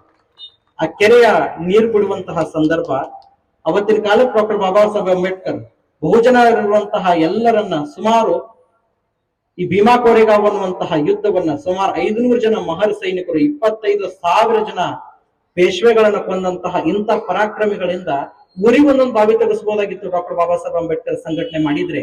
ಆದ್ರೆ ಯಾಕೆ ಆ ಕೆರೆ ಒಳಗಡೆ ಹೋಗಿ ನೀರು ಕುಡಿದ್ರಂದ್ರೆ ನಾವು ಎಲ್ಲರೂ ಕೂಡ ಸಮಾಜದಲ್ಲಿರುವಂತಹ ಎಲ್ಲಾ ಜೀವಿಗಳಂತೆ ಜೀವಿಸುವ ಹಕ್ಕು ಕೂಡ ಈ ದೇಶದ ದಲಿತರಿಗಿದೆ ಅನ್ನುವಂತಹ ಒಂದು ಪ್ರಜ್ಞಾ ಮನೋಭಾವವನ್ನು ಮೂಡಿಸುವುದಕ್ಕಾಗಿನೇ ಆ ಮಹಾರ ಕೆರೆಗೆ ತಲೆಗಿಳಿತಾರೆ. ಎಲ್ಲರೂ ಕೂಡ ಹೋದ್ರು, ಹಂಗೆ ಇಳಿದ್ರು, ದೋತ್ರದ ಕಚ್ಚಿ ಕೈಯಾಗಿ ಹಿಡ್ಕೊಂಡು 2 ಕಾಲುಗಳನ್ನ ಆ ಮೆಟ್ಟಿಲ ಮೇಲೆ ಇಳಿದು ಕುಂತು ಬಗಸೆ ಒಳಗೆ ನೀರು ಕುಡಿಯುವಂತಹ ಸಂದರ್ಭದಲ್ಲಿ ಈ ದೇಶದ ಉತ್ತಮರೆಲ್ಲರೂ ಕೂಡಿ ಒಂದ್ ಮಾತು ಹೇಳಿದ್ರು. ಅಂಬೇಡ್ಕರ್ ಅವ್ರ ಜನ ಎಲ್ಲ ಕರ್ಕೊಂಡು ಹೋಗಿ ಹೊಲ್ಯಾರ್ಕೇರಿ ಮಾದ್ರಕೇರಿ ಮಂದಿನೆಲ್ಲ ಕರ್ಕೊಂಡು ಹೋಗಿ ನಮ್ಮೂರು ವಿಶ್ವೇಶ್ವರ ದೇವಸ್ಥಾನದಾಗಿರುವಂತ ಕೆರಿ ನೀರು ಕುಡಿಯಾಕತ್ತಾನೆ. ಕೆರಿ ನೀರು ಕುಡಿಯೋದು ಅಷ್ಟ ಅಲ್ಲ, ಆ ಕೆಲಸ ಏನ್ ಮಾಡ್ಯಾನಂತಂದ್ರೆ ಇನ್ನು ಆ ಕೆರಿ ನೀರು ಕುಡಿದ ಮೇಲೆ ಅವ್ನ ಮುಂದಿನ ಹೋರಾಟದ ನಡಿಗೆ ಎಲ್ಲಿ ಅಂತಂದ್ರೆ ವಿಶ್ವೇಶ್ವರ ದೇವಸ್ಥಾನವನ್ನು ಮೈಲಿಗೆ ಮಾಡುವಂತ ಕೆಲಸವನ್ನ ಡಾಕ್ಟರ್ ಬಾಬಾ ಸಾಹೇಬ್ ಅಂಬೇಡ್ಕರ್ ಇಟ್ಕೊಂಡಾರ ಅಂತ ತಿಳ್ಕೊಂಡು ಊರಾಗೆಲ್ಲ ಕೂಡ ಗಲಭೆ ಇತ್ತು. ಎಲ್ಲರೂ ಓಡೋಡು ಹೋದ್ರು. ಹೋದಾಗ ಹೋಗುವಂತ ಮಂದಿ ಹಂಗ ಹೋಗಿರ್ಲಿಲ್ಲ. ಕೈಯಾಗ ಕಾರ್ ಕೊಡಿ ಇತ್ತು, ಕೈಯಾಗ ಬೆತ್ತ ಇತ್ತು, ಲಾಠಿ ಕಲ್ಲುಗಳ ತೂರಾಟ ಎಲ್ಲ ತಗೊಂಡು ಹೋದ್ರು. ಅಲ್ಲಿರುವಂತಹ ಸುಮಾರು 10,000 ಜನ ಹೋರಾಟಗಾರರ ಮೇಲೆ, 10,000 ಜನ ಅಂಬೇಡ್ಕರ್ ವಾದಿಗಳ ಮೇಲೆ, 10,000 ಜನರಲ್ಲಿರುವಂತಹ ಎಲ್ಲ ದಲಿತ ಮುಕ್ತ ಜೀವಿಗಳ ಮೇಲೆ ಗದಪ್ರಹಾರವನ್ನು ಮಾಡಿ ಕಲ್ಲು ಒಗೆದ್ರು, ಮಣ್ಣು ಒಗೆದ್ರು, ಕಣ್ಣಿಗೆ ಕಾರದ ಪುಡಿ ಹಚ್ಚಿದ್ರು, ಬೆತ್ತಲ ಆಟಿಕೋಲಿನಿಂದ ಬಡಿದ್ರು. ತಹಶೀಲ್ದಾರ ಮೊದಲು ಮಾಡ್ಕೊಂಡು ಎಲ್ಲರೂ ಕೂಡ ಅಲ್ಲಿ ಬಂದು ನಿಂತರು ಕೂಡ ಉತ್ತಮರು ನೀವ್ ಯಾಕೆ ಹಿಂಗ್ ಬೆಳೆದ್ರ ಅಂತ ಕೇಳುವಂತ ಅಧಿಕಾರದ ವ್ಯವಸ್ಥೆ ನಮ್ಮ ದೇಶದಲ್ಲಿ ಇರ್ಲಿಲ್ಲ. ಅವಾಗ ಡಾಕ್ಟರ್ ಬಾಬಾ ಸಾಹೇಬ್ ಅಂಬೇಡ್ಕರ್ ಹೋಗಿ ತಹಶೀಲ್ದಾರ್ ಬಂದು ಹೇಳ್ತಾರೆ, ಸಾಹೇಬ್ರೆ ನಿಮ್ಮ ಮೇಲೆ ಆಗುವಂತಹ ಅನ್ಯಾಯವನ್ನ ತಡೆಯೋದಕ್ಕೆ ನಮ್ಮ ಕಡೆ ಆಗಕ್ ಸಾಧ್ಯ ಇಲ್ಲ. ಆದ್ರೆ ನೀವ್ ಒಂದ್ ಮಾತು ಏನ್ ಮಾಡ್ಬೇಕು ಅಂದ್ರೆ ಮುಂದೆ ಆದಂತ ಎಲ್ಲಾ ಆ ದುರ್ಘಟನೆಗಳಿಗೆ ನಾವು ಜವಾಬ್ದಾರಿ ತಗೋತೀವಿ. ಆದ್ರೆ ನೀವ್ ಈಗ ಒಂದು ಜವಾಬ್ದಾರಿ ಏನ್ ತಗೋಬೇಕಂದ್ರೆ ಅವ್ರು ಎಷ್ಟೇ ಕಾರದ ಪುಡಿ ಹೋಗಿಲಿ, ಎಷ್ಟೇ ಬಡಿಲಿ, ಎಷ್ಟೇ ಹೊಡಿಲಿ, ಆದ್ರೆ ನಿಮ್ಮ ಜನರಿಗೆ ಮಾತ್ರ ಅವ್ರ ಮೇಲೆ ಕೈ ಮಾಡ್ದಂಗ ಸುಮ್ಮನೆ ಇರ್ರಿ ಅಂತ ತಿಳ್ಕೊಂಡು ಒಂದ್ ಮಾತು ಬಂದು ತಹಶೀಲ್ದಾರ್ ಹೇಳಿದಾಗ ಡಾಕ್ಟರ್ ಬಾಬಾ ಸಾಹೇಬ್ ಅಂಬೇಡ್ಕರ್ 10,000 ಜನರಿಗೆ ಒಂದೇ ಒಂದು ಮಾತಿನಲ್ಲಿ ಹೇಳ್ತಾರೆ, ನೀವೆಲ್ಲರೂ ಸುಮ್ಮನೆ ಇರ್ರಿ ಅಂದಾಗ ಅಂಬೇಡ್ಕರ್ ಹೇಳಿದಂತ ಒಂದೇ ಒಂದು ಮಾತಿಗೆ 10,000 ಜನ ಲಾಠಿ ಏಟ್ ತಿಂತಾರೆ. ಲಾಠಿ ಏಟ್ ತಿಂದ ಮೇಲೆ ಡಾಕ್ಟರ್ ಬಾಬಾ ಸಾಹೇಬ್ ಅಂಬೇಡ್ಕರ್ ಈ ದೇಶದ ಆರ್ಟಿಕಲ್ ನ ಪ್ರಕಾರದಲ್ಲಿ ಹೋಗಿ ಅಲ್ಲಿರುವಂತ ಎಲ್ಲ ಹೊಡೆದಂತ ಊರಿನ ಜನರ ಮೇಲೆ ಕೋರ್ಟ್ನೊಳಗಡೆ ಹಾಕಿ ಕೇಸ್ ಹಾಕಿ ಒಳಗಡೆ ಹಾಕುವಂತ ಕೆಲಸವನ್ನು ಡಾಕ್ಟರ್ ಬಾಬಾ ಸಾಹೇಬ್ ಅಂಬೇಡ್ಕರ್ ಮಾಡಿದ್ರು. ಇಷ್ಟೆಲ್ಲಾ ಮಾಡಿದ್ರು ಕೂಡ ಒಂದು ಕೆರೆ ಒಳಗಡೆ ನೀರು ಕುಡಿಯಾಕ ಇಷ್ಟು ಪ್ರಹಾರ ನಡೆದಿದೆ ನಮ್ಮ ದೇಶದೊಳಗಡೆ. ಆದ್ರೆ ಇವತ್ತಿಗೆ ಹೋಗ್ಯದೇನು? ಇವತ್ತೆಲ್ಲಾರು ಒಂದು ದಲಿತರ ಹೆಣ್ಮಗಳು ಪದರಾಗ ಒಂದು ಹೆಣ ಸತ್ ಬಿದ್ದಿದ್ರೆ, ಮಗ ಸತ್ ಬಿದ್ದಿದ್ರೆ ಊರಿರುವಂತಹ ರುದ್ರಭೂಮಿ ಒಳಗಡೆ ಹುಗಿಯುವಂತ ಹಕ್ಕಿಲ್ಲ. ಒಂದ್ ವೇಳೆ ಎಲ್ಲಾರು ಹೋಗಿದ್ರೆ ಅದನ್ನ 3-4 ದಿನದಾಗ ತೆಗಿಸಿ ಹಾಕಿ ಕೈಯಾಗಿ ಹೆಣ ಕೊಟ್ಟು ಕಳಿಸಿದ್ರು ಕೂಡ ಇದೇ ಕರ್ನಾಟಕದ ಭೂಮಿ ಒಳಗಡೆ ನಾವು ನೋಡಿದೀವಿ. ಇನ್ನೂ ಕೂಡ ದಲಿತ ಪ್ರಬುದ್ಧದ ಮನೋಭಾವಗಳು ಹೋಗಿಲ್ಲ. ಯಾವಾಗಿನ ತನಕ ಇದು ಹೋಗಂಗಿಲ್ಲ ಅಲ್ಲಿ ತನಕ ದಲಿತರಿಗೆ ಕೊಡುವಂತಹ ಮೀಸಲಾತಿಗಳು ಹೋಗಬಾರ್ದು ಅನ್ನೋದು ಕೂಡ ನಮ್ಗೆ ಒತ್ತಾಯ ಇದೆ ಅನ್ನುವಂಥದ್ದನ್ನು ಕೂಡ ತಲೆಗೆಟ್ಕೊಳ್ಬೇಕು. ಎಲ್ಲಿ ತನಕ ಕರ್ನಾಟಕದಲ್ಲಿ, ಎಲ್ಲಿ ತನಕ ಭಾರತ ದೇಶದಲ್ಲಿ ಜಾತಿ ಅನ್ನುವಂತಹ ಪದ ಇರ್ತದೆ, ಅಲ್ಲಿ ತನಕ ದಲಿತರಿಗೆ ಕೊಡುವಂತಹ 12% ಮೀಸಲಾತಿ ಇದ್ದೇ ಇರ್ತದೆ. ಅದು ನಮ್ಮ ಹಕ್ಕು ಅನ್ನೋದನ್ನು ಕೂಡ ನೀವೆಲ್ಲರೂ ಹೇಳ್ಬೇಕು, ಇಲ್ಲಾಂದ್ರೆ ಕೆಲಸ ಆಗೋದಿಲ್ಲ. ಅಂಬೇಡ್ಕರ್ ನೋಡೋದು ಹೆಂಗಿದೆ ಅಂದ್ರೆ ಅವ ಒಬ್ಬ ಅವ ದಲಿತರಿಗೆ ಮೀಸಲಾತಿ ಕೊಟ್ಟಾನ ಅಂತ ನೋಡ್ತಾರೆ ಹೊರತು ಈ ದೇಶದ ಜನಸಂಖ್ಯೆಗೆ ಹೋಲಿಸಿದಂತೆ ಸುಮಾರು 75% ಇರುವಂತಹ ದಲಿತರಿಗೆ ಡಾಕ್ಟರ್ ಬಾಬಾ ಸಾಹೇಬ್ ಅಂಬೇಡ್ಕರ್ ಕೊಟ್ಟಿರುವಂತದ್ದು ಬರೀ 12%. ಮಿಕ್ಕಿದೆಲ್ಲ ಕೊಟ್ಟಾರ, ಆದ್ರೆ ಅವ ನಮಗ್ ಕೊಟ್ಟಿಲ್ಲ ಅನ್ನುವಂತಹ ಭೇದ ಭಾವವನ್ನು ಅಂಬೇಡ್ಕರ್ ಮೇಲೆ ಇಟ್ಕೊಂಡು ಈ ಜನ ಈ ರೀತಿಯಲ್ಲಿ ಮಾಡ್ತಾ ಹೋದ್ರೆ ಕೆಲಸ ಆಗೋದು ಹೇಗೆ? ಬಂದಂತ ಎಲ್ಲ ಹೆಣ್ಣು ಮಕ್ಕಳಿಗೂ ಕೂಡ ಸಂಘಟನೆ ಮಾಡ್ಕೊಂಡು ಡಾಕ್ಟರ್ ಬಾಬಾ ಸಾಹೇಬ್ ಅಂಬೇಡ್ಕರ್ ಹೇಳ್ತಾರೆ, ನಿಮ್ ಗಂಡ ಕುಡಿದು ಮನೆಗೆ ಬಂದ ಅಂದ್ರೆ, ನಿಮ್ ಗಂಡ ಮಾಂಸ ತಿಂದು ಮನೆಗೆ ಬಂದ ಅಂದ್ರೆ, ನಿಮ್ ಗಂಡ ಏನಾದ್ರೂ ತಪ್ಪು ಮಾಡಿ ಮನೆಗೆ ಬಂದ ಅಂದ್ರೆ ನೀವು ಅವನನ್ನು ಎದಿ ಮ್ಯಾಗ ಅಂಗಿ ಹಿಡಿದು ಹೊರಗೆ ಹಾಕ್ರಿ ಅಂತ ಹೇಳಿದ್ರು ಡಾಕ್ಟರ್ ಬಾಬಾ ಸಾಹೇಬ್ ಇದೇ ಭೂಮಿ ತಲೆ ಮೇಲೆ. ಅಂದ್ರೆ ಆ ರೀತಿಯಲ್ಲಿ ಕೆಲಸವನ್ನು ಮಾಡ್ತಾರೆ. ಹಿಂದೂ ಕೋಡ್ ಬಿಲ್ ಪಾಸ್ ಆಯ್ತು. ಹಿಂದೂ ಕೋಡ್ ಬಿಲ್ ಅನ್ನುವಂಥದ್ದು ಡಾಕ್ಟರ್ ಬಾಬಾ ಸಾಹೇಬ್ ಅಂಬೇಡ್ಕರ್ ಹಣೆಯ ಮೇಲೆ ಬರೆದಂತ ಒಂದು ಕೆಟ್ಟ ಪ್ರಸಂಗ. ಅದು ಎಂತ ದೊಡ್ಡ ಹೋರಾಟಕ್ಕೆ ಡಾಕ್ಟರ್ ಬಾಬಾ ಸಾಹೇಬ್ ಅಂಬೇಡ್ಕರ್ ಕೈ ಹಾಕ್ತಾರೆ. Hindu code bill pass. Hindu code bill pass ಏನ್ ಗೊತ್ತೇನ್ರಿ? ನಿಮ್ಗೆ ಗೊತ್ತಿರ್ಲಿಲ್ಲ ಈ ದೇಶದಲ್ಲಿ ನಮ್ಮ ದೇಶದಲ್ಲಿ ಮೆಮರಿ ಕಾರ್ಡ್ ಹಾಕಿಬಿಟ್ಟಾರ. ಕಾಕಿ ಹಾಕೊಂಡವರು, ಕಾವಿ ಹಾಕೊಂಡವರು, ಖಾದಿ ಹಾಕೊಂಡವರು, ಮುಂದ್ ಕೂತವ್ರು, ಹಿಂದ್ ಕೂತವ್ರು, ಮಾತಾಡೋ ಸ್ವಾಮಿ ತಲೆಯಾಗ ಹಿಡ್ಕೊಂಡು ಎಲ್ಲರ ತಲೆಯಾಗ ಒಂದು ಮೆಮರಿ ಕಾರ್ಡ್ ಹಾಕ್ಯಾರ. ನಿಮ್ಗೆ ಗೊತ್ತೈತೋ ಗೊತ್ತಿಲ್ಲ. ಈ ಪಂಚಪತಿರತಿಯರ್ ಅಂತ ಹೇಳ್ತಾರಲ್ಲ, ಯಾರು ಗೊತ್ತದ ಪಂಚಪತಿರತಿಯರ್ ಅಂದ್ರೆ? ಪಂಚಪತಿರತಿಯರ್ ಅಂತ ಹೇಳ್ತಾರೆ, ನಿಮ್ಗೆ ಗೊತ್ತಿರಬೇಕು. ಯಾರು ಪಂಚಪತಿರತಿಯರು? ಸೀತಾ, ಸಾವಿತ್ರಿ, ಅಹಲ್ಯ, ದ್ರೌಪದಿ, ಮಂಡೋದರಿ. ಇವ್ರು 5 ಮಂದಿ ಪಂಚಪತಿರತಿಯರ್ ಅಂತ ಹೇಳ್ತೀರಿ. ಆ ಪತಿರತಿ ಅಂದ್ರೆ ಪದದ ಅರ್ಥ ಗೊತ್ತೈತೆ ನಿಮಗೆ? ಪತಿರತೆಯರು ತನ್ನ ಗಂಡ ಒಬ್ಬನನ್ನು ಬಿಟ್ಟು ಪರಪುರುಷನನ್ನ ಕಣ್ಣು ಎತ್ತಿ ನೋಡದೇ ಇರುವವಳಿಗೆ ಪತಿರತಿ ಅಂತ. ಈ ಮಂದಿ ತಲೆಯಾಗ ಒಂದು ಮೆಮರಿ ಕಾರ್ಡ್ ಹಾಕಿದ್ರು. ಈ ದೇಶದಲ್ಲಿ 5 ಮಂದಿ ಪತಿರತಿಯರು ಅಂತ. ಭರತಕಟ್ಟ ಜಂಬೂ ದ್ವೀಪದೊಳಗಡೆ 5 ಮಂದಿ ಪತಿರತಿಯರು. ಎಲ್ಲಿ ತನಕ ಅಂದ್ರೆ ಈ ದೇಶದ ಮೇಲೆ ಬುದ್ಧ, ಬಸವಣ್ಣ, ಅಂಬೇಡ್ಕರ್ ಹುಟ್ಟಿ ಬರುವ ತನಕ ಈ ದೇಶದಲ್ಲಿ 5 ಮಂದಿ ಪತಿರತಿಯರಿದ್ರು. ಬುದ್ಧ ಬಸವಣ್ಣ ಭೂಮಿ ತಲೆ ಮೇಲೆ ಹುಟ್ಟಿ ಬಂದ ನಂತರದಲ್ಲಿ ಈ ದೇಶದ ಹಳ್ಳಿಗಳಲ್ಲಿ ಮನೆಗಳಲ್ಲಿ ಎಲ್ಲರೂ ಕೂಡ ಪತಿರತಿಯರಾಗುವಂತ ಒಂದು ಭಾವ ಗೊತ್ತು, ತಲೆಗಿಟ್ಕೊಳ್ಬೇಕು. ಅವ್ರು ಏನ್ ಹೇಳಿದ್ರು ಅಂದ್ರೆ, ಇವ್ರು 5 ಮಂದಿ ಪತಿರತಿಯರಿತ್ತು. ನಿಮ್ ಬಾಯಿಗೆ ಒಂದು ಕೀಲಿ ಹಾಕಿಬಿಟ್ಟಿದ್ರು. ಅವ್ರು ಎಲ್ಲರಿಗೂ ಒಂದು ಕೀಲಿ ಹಾಕ್ಯಾರ, ಈಗೂ ಹಾಕ್ಯಾರ. ಆದ್ರೆ ಕೀಲಿ ಹೆಂಗ್ ತಕೋಬೇಕು ಅನ್ನೋದು ನಿಮ್ಗೆ ಗೊತ್ತಿಲ್ಲ. ಅಲ್ರಿ, ನನ್ನ ಹೆಂಡತಿ ನನ್ಗಳ ಬಾಡೆ ಮಾಡ್ಯಾಳ, ಮದುವೆಗೆ 25 ವರ್ಷ ಆಯ್ತು. 22, 23 ವರ್ಷದ ಪದರಾಗ ಮಕ್ಕಳದವ. ನನ್ ಬಿಟ್ರೆ ಮತ್ತೊಬ್ಬನ ಕಣ್ಣೈತಿ ನೋಡಿಲ್ಲ. ನನ್ನ ಹೆಂಡತಿನೂ ಕೂಡ ಒಂದು ಪತಿರತಿ ಅನ್ನುವಂತಹ ಭಾವ ಈ ದೇಶದ ಗಂಡು ಮಕ್ಕಳಿಗೆ ಇನ್ನೂ ತನಕ ಬಂದಿಲ್ಲ. ಅಂದ್ರೆ ನಿಮ್ಗೆ ಹೆಂಗ್ ಕೀಲಿ ಹಾಕ್ಯಾರ ನೋಡ್ರಿ ಅವ್ರು. ನನ್ನ ಹಡದಂತಹ ನಮ್ಮವ್ವ, ನಮ್ಮಪ್ಪ ದುಡಿಯಲಿ ಬಿಡ್ಲಿ, ನಮ್ಮಪ್ಪ ಕುಡಿದು ಬರ್ಲಿ ಬಿಡ್ಲಿ, ನಮ್ಮಪ್ಪ ಹೊಡಿಲಿ ಬಿಡ್ಲಿ, ಮತ್ತೊಬ್ಬನ ಹೊಲದಾಗ ಕೂಲಿ ಮಾಡ್ಕೊಂಡು ತಾವು ಉಪವಾಸ ಸತ್ತು ನನ್ನ ಹೊಟ್ಟೆತುಂಬ ಅನ್ನ ಹಾಕಿ ನಮ್ಮ ಅವ್ವ ಬೆಳೆಸಾಳ. ನಮ್ಮವ್ವನ ಈ ಭೂಮಿ ತಲೆ ಮೇಲೆ ಪತಿರತೆ ಅನ್ನುವಂತಹ ಭಾವ ಈ ದೇಶದ ಗಂಡು ಮಕ್ಕಳ ಬಾಯಿಗೆ ಬರ್ಲಿಲ್ಲ. ಅಂದ್ರೆ ನಿಮ್ಮ ದೇಶದಲ್ಲಿ ಈ ವೈದಿಕ ಶಾಹಿ ವ್ಯವಸ್ಥೆ ಆ ರೀತಿಯಲ್ಲಿ ಒಂದು ಕಡಿವಾಣವನ್ನ ಹಾಕಿ ಬಿಟ್ಟಿದೆ. ಡಾಕ್ಟರ್ ಬಾಬಾ ಸಾಹೇಬ್ ಅಂಬೇಡ್ಕರ್ ಬಂದು ಈ ಹಿಂದೂ ಕೋಡ್ ಬಿಲ್ ಅನ್ನ ಪಾಸ್ ಮಾಡುವಂತಹ ಸಂದರ್ಭದಲ್ಲಿ ಈ ದೇಶದ ಎಲ್ಲ ಗಂಡು ಮಕ್ಕಳಿಗೆ ಒಂದು ಪ್ರಚಾರ ತಲೆಯಾಗಿ ಬಂತು. ನನ್ನ ಬೆನ್ನಿ ಹುಟ್ಟಿದಂತ ಅಕ್ಕ ತಂಗಿ, ನನ್ನ ಒಡಹುಟ್ಟು ಹುಟ್ಟಿದಂತಹ ನನ್ನ ಬಂಧು ಬಳಗದವರು, ನನ್ನ ಮದುವೆ ಮಾಡ್ಕೊಂಡು ಬಂದಂತಹ ನನ್ನ ಹೆಂಡತಿ, ನಾನು ಈ ಭೂಮಿ ತಲೆ ಮೇಲೆ ತಂದಂತಹ ನನ್ನ ತಾಯಿಯನ್ನು ಕೂಡ ಈ ದೇಶದ ಧಾರ್ಮಿಕ ವ್ಯವಸ್ಥೆಯಲ್ಲಿ ಪತಿರತಿ ಅನ್ನುವಂತಹ ಮಾತನಾಡುವಂತಹ ಹಕ್ಕನ್ನ ಈ ಭೂಮಿ ತಲೆ ಮೇಲೆ ಯಾರಾದ್ರೂ ಕೊಟ್ಟಿದ್ರೆ ಡಾಕ್ಟರ್ ಬಾಬಾ ಸಾಹೇಬ್ ಅಂಬೇಡ್ಕರ್. ನಿನ್ನ ತಾಯಿಗೆ ಬೆಲೆ ಕೊಟ್ರು, ನಿನ್ನ ಹೆಂಡತಿಯ ಚಾರಿತ್ರಕ್ಕೆ ಬೆಲೆ ಕೊಟ್ರು, ನಿನ್ನ ಅಕ್ಕ ತಂಗಿಯರ ಬದುಕಿಗೆ ಬೆಲೆ ಕೊಟ್ರು. ಅವರು ಎಲ್ಲರೂ ಕೂಡ ಈ ದೇಶದ ಧಾರ್ಮಿಕ ವ್ಯವಸ್ಥೆಯಲ್ಲಿರುವಂತಹ ಹೆಣ್ಣು ಮಕ್ಕಳಿಗೆ ಕಡಿಮೆ ಇಲ್ಲ ಅನ್ನುವಂತಹ ಮಾತನಾಡುವ ಹಕ್ಕನ್ನು ಡಾಕ್ಟರ್ ಬಾಬಾ ಸಾಹೇಬ್ ಅಂಬೇಡ್ಕರ್ ಕೊಡ್ತಾರೆ. ಹಿಂದೂ ಕೋಡ್ ಬಿಲ್ ಪಾಸ್ ಮಾಡುವಂತಹ ಸಂದರ್ಭದಲ್ಲಿ ಈ ಕರ್ನಾಟಕಕ್ಕೂ ಡಾಕ್ಟರ್ ಬಾಬಾ ಸಾಹೇಬ್ ಅಂಬೇಡ್ಕರ್ ಒಂದು ಋಣಾನು ಬಂದಾಯಿತು. ನಿಮ್ಗೆ ಗೊತ್ತಿರಬೇಕು, ಬೆಳಗಾವಿ ಜಿಲ್ಲೆಯ ಶೈಕ್ಷಣಿಕ ತಾಲೂಕು, ಬೆಳಗಾವಿ ಜಿಲ್ಲೆಯ ಶೈಕ್ಷಣಿಕ ಜಿಲ್ಲೆ ಅಂತ ಚಿಕ್ಕೋಡಿ ಅಂತ ಕರೀತಾರೆ. ಆ ಚಿಕ್ಕೋಡಿ ಒಳಗಡೆ, ಅದೇ ಚಿಕ್ಕೋಡಿ ಒಳಗಡೆ ಮೊನ್ನೆ ಚಿಕ್ಕೋಡಿಯಲ್ಲಿ ನಡೆದಂತಹ ಒಂದು ಚುನಾವಣೆ ಒಳಗಡೆ ಭಾರತ ದೇಶದ ಬುಡಕಟ್ಟು ಸಮಾಜದಲ್ಲಿ ಹುಟ್ಟಿದಂತಹ ಅತ್ಯಂತ ಕಿರಿಯ ವಯಸ್ಸಿನ ಒಬ್ಬ ಹೆಣ್ಣುಮಗಳನ್ನ ಅತ್ಯಂತ ಅಂತರದ ಹೋಟಿನಿಂದ ಆರಿಸಿ ಈ ದೇಶದ MP ಮಾಡಿದಂಥದ್ದು ಚಿಕ್ಕೋಡಿಯ ಜನತೆ. ಅದು ಪ್ರಿಯಾಂಕಾ ಜಾರಕಿಹೊಳಿ ಅಂತ ಒಂದು ಕೆಲಸವನ್ನ ಆಗಿನ ಕಾಲಕ್ಕೆ ನಮ್ ಜನ ಮಾಡ್ತಾರೆ. ಆ ಪ್ರಿಯಾಂಕಾ ಜಾರಕಿಹೊಳಿ ಅವರು MP ಆದ ಒಂದ್ ಎರಡು ಮೂರು ತಿಂಗಳ ನಂತರದಲ್ಲಿ ಆ ಚಿಕ್ಕೋಡಿ ಹೈಕೋರ್ಟಿಗೆ ಬಂದು ಒಂದು ಶಿಲಾಫಲಕವನ್ನು ಉದ್ಘಾಟನೆ ಮಾಡಿದ್ರು. ಆ ಶಿಲಾಫಲಕದ ಹಿಂದೆ ನಡೆದಂತಹ ಒಂದು ದೊಡ್ಡ ಹೋರಾಟ ಯಾವುದು ಅಂದ್ರೆ, ಚಿಕ್ಕೋಡಿಯಲ್ಲಿ ಸುಮಾರು ಒಂದು 90-95 ವರ್ಷಗಳ ಹಿಂದೆ, ಒಂದು 80 ವರ್ಷಗಳ ಹಿಂದೆ ಆ ಚಿಕ್ಕೋಡಿಯಲ್ಲಿರುವಂತಹ ಕರೋಶಿ ಒಬ್ಬ ಹೆಣ್ಮಗಳು, ಒಬ್ಬ ದಲಿತ ಹೆಣ್ಮಗಳು, ಒಬ್ಬ ಅಸ್ಪೃಶ್ಯ ಹೆಣ್ಮಗಳು, ಒಬ್ಬ ಮಾತನಾಡುವಂತಹ ಬರದೇ ಇರುವಂತಹ ಒಬ್ಬ ಹೆಣ್ಮಗಳು, ಅಕ್ಷರ ತಲೆಯಾಗಿರ್ಲಾರ್ದಂತ ಒಬ್ಬ ಹೆಣ್ಮಗಳು, ಆಕೆಗೆ ಮಾತನಾಡಕ್ ಬಂದ್ರು ಕೂಡ ಹಿಂದೆ ಮಂದಿರ್ಲಾರ್ದಂತ ಒಬ್ಬ ಹೆಣ್ಮಗಳು ಈ ದೇಶದ ಪ್ರಪ್ರಥಮ ಕಾನೂನು ಮಂತ್ರಿಗೆ ಒಂದು ಲೆಟರ್ ಬರೆದ್ರು. ಆ ಲೆಟರ್ ಬರೆದಂತಹ ಸಂದರ್ಭದಲ್ಲಿ ಯಾರಿಗೆ ಲೆಟರ್ ಬರೆದ್ರು? ಜಗತ್ತಿನ ವಿಶ್ವವಿದ್ಯಾಲಯದಲ್ಲಿ ಓದಿ ಬಂದಂತಹ ಒಬ್ಬ ಮಹಾತ್ಮನಿಗೆ, ದಾರ್ಶನಿಕ ವ್ಯವಸ್ಥೆಯಲ್ಲಿ ನಿಂತಹ ರಾಜಕಾರಣಿಯ ಮುತ್ಸದ್ದಿಗಳಿಗೆ, ಈ ದೇಶದಲ್ಲಿ ಈಗಿರುವಂತಹ 140 ಕೋಟಿ ಜನ, ಹಿಂದೆ ಸತ್ತಂತ ಎಷ್ಟೋ ಜನರಿಗೆ, ಮುಂದೆ ಹುಟ್ಟುವಂತ ಎಷ್ಟೋ ಜನರನ್ನ 3 ವರ್ಷದಲ್ಲಿ ಇಡೀ ಭಾರತ ದೇಶದಲ್ಲಿರುವಂತಹ ಎಲ್ಲ ಜನಸಂಖ್ಯೆಯ ಭವಿಷ್ಯವನ್ನ ಬರೆದಂತಹ ಈ ದೇಶದ ಪ್ರಧಾನಮಂತ್ರಿಗೆ, ಕಾನೂನು ಮಂತ್ರಿಗೆ ಒಂದು ಲೆಟರ್ ಬರೀತಾಳೆ. ಆ ಲೆಟರ್ ಮುದ್ದಿ ಮಾಡಿ ಹೋಗಿದ್ದು ಎಷ್ಟೊತ್ತಿತ್ತು ಡಾಕ್ಟರ್ ಬಾಬಾ ಸಾಹೇಬ್ ಅಂಬೇಡ್ಕರ್ಗೆ? ನಿಮ್ಗೆ ಗೊತ್ತಿರ್ಬೇಕು, ಏನಿಲ್ಲ ಊರಾಗ ಒಂದು ರವಾಸಿ ತೆಗೆದು ಕೂಡ ಅಂದ್ರೆ ನಿಮ್ ಪಂಚಾಯತಿನ PDOಗನೇ ಇಲ್ದಲೆ ಸೊಕ್ಕ ಬಂದಿರ್ತೈತಿ ಅಧಿಕಾರ. ಒಬ್ಬ ಗ್ರಾಮ ಪಂಚಾಯತಿ ಮೆಂಬರ್ ಮಂದಿಗೆ ಎಲ್ಲರಿಗೂ ಕೂಡ 100 ರೂಪಾಯಿ 90 ಹಾಕಿ ಆರ್ಚ್ ಬಂದಂತ ಗ್ರಾಮ ಪಂಚಾಯತಿ ಮೆಂಬರ್ಗೆ ಎಲ್ಲಾರ ದಿಮಾಕ್ ಇರ್ತೈತಿ.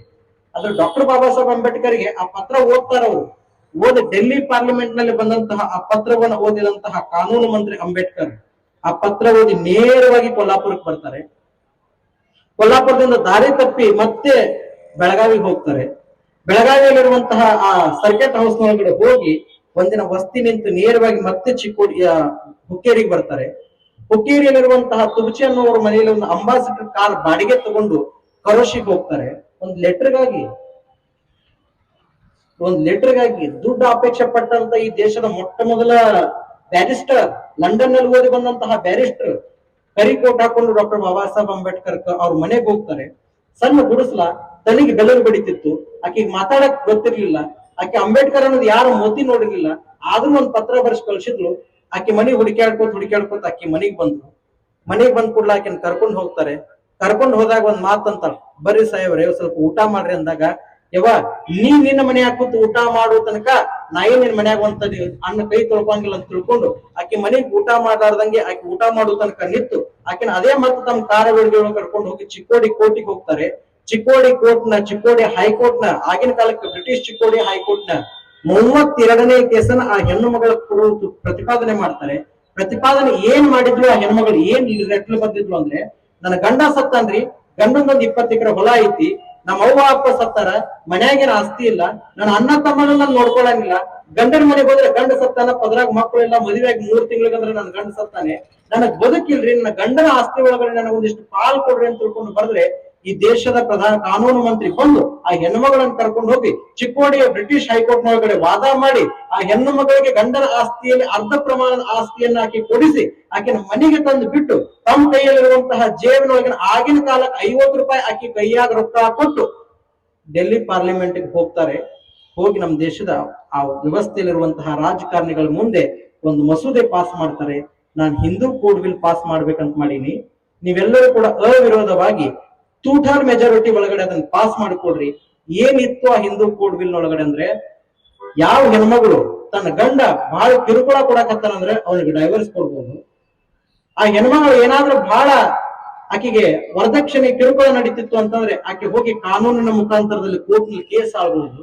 ಆ ಗಂಡ ಬಹಳ ಕುಡಿಯೋದು ಹೊಡೆಯೋದು ಮಾಡಕತ್ತಿದ್ದ, ಆಕೆಗೆ ಇಷ್ಟ ಇರಲಿಲ್ಲ ಅಂದ್ರೆ ಅವ್ನು ಬಿಟ್ಟು ಬಿಡೋದು. ಆ ಹೆಣ್ಮಗಳು ತನ್ನ ಹೆಸರಿನ ಮೇಲೆ ಒಂದಿಷ್ಟು ದುಡ್ಡು ಇಟ್ಕೊಳ್ಬಹುದು. ತನ್ನ ಮಕ್ಕಳು ಆಗ್ಲಿಲ್ಲ ಅಂದ್ರೆ ಗಂಡ ಸತ್ ಮೇಲೆ ಬೇರೆದವರನ್ನ ದತ್ತಕ್ ತಗೊಳ್ಬಹುದು, ಇಲ್ಲ ಪುನರ್ವಿವಾಹವನ್ನು ಆಗ್ಬಹುದು.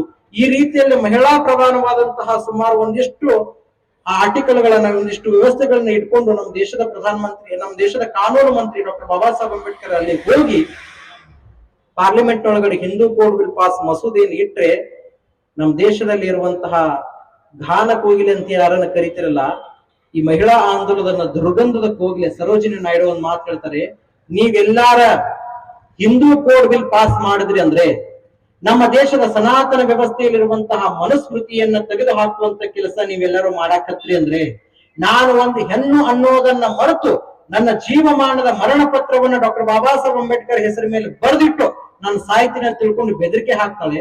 ಗಾಂಧಿ ಮೊದಲಾಗಿ ನೆಹರು ಎಲ್ಲರೂ ಕೂಡ ಆ ಮಸೂದೆಗೆ ವಿರೋಧ ಮಾಡಿದ್ರು.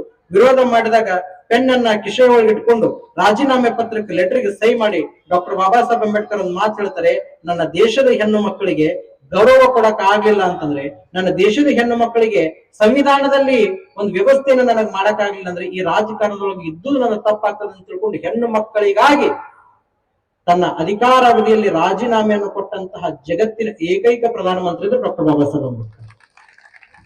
ಎಂತೆಂತ ಕೆಲಸ ಅವ್ರು ಮಾಡಿದ್ರು. ಇವತ್ತಿಗೆ ನಮ್ ಕಡೆ ಏನಾಗತ್ತೈತಿ, ಬಹಳಷ್ಟು ಮಂದಿ, ಎಷ್ಟು ಮಂದಿ ಇರ್ಬೋದು, ಮಹಿಳಾ ಮೀಸಲಾತಿ ಐತಿ ಅಂತ ತಿಳ್ಕೊಂಡು ಎಲ್ಲಾರು ನೀವು ಸೀಟ್ ಕೊಡ್ತೀರಿ ಹೊರತು ಮಹಿಳಾ ಮೀಸಲಾತಿ ಇರೋಕ್ಕಿಂತ ಮುಂಚೆ ಯಾರು ಸೀಟ್ ಕೊಟ್ಟಿಲ್ಲ.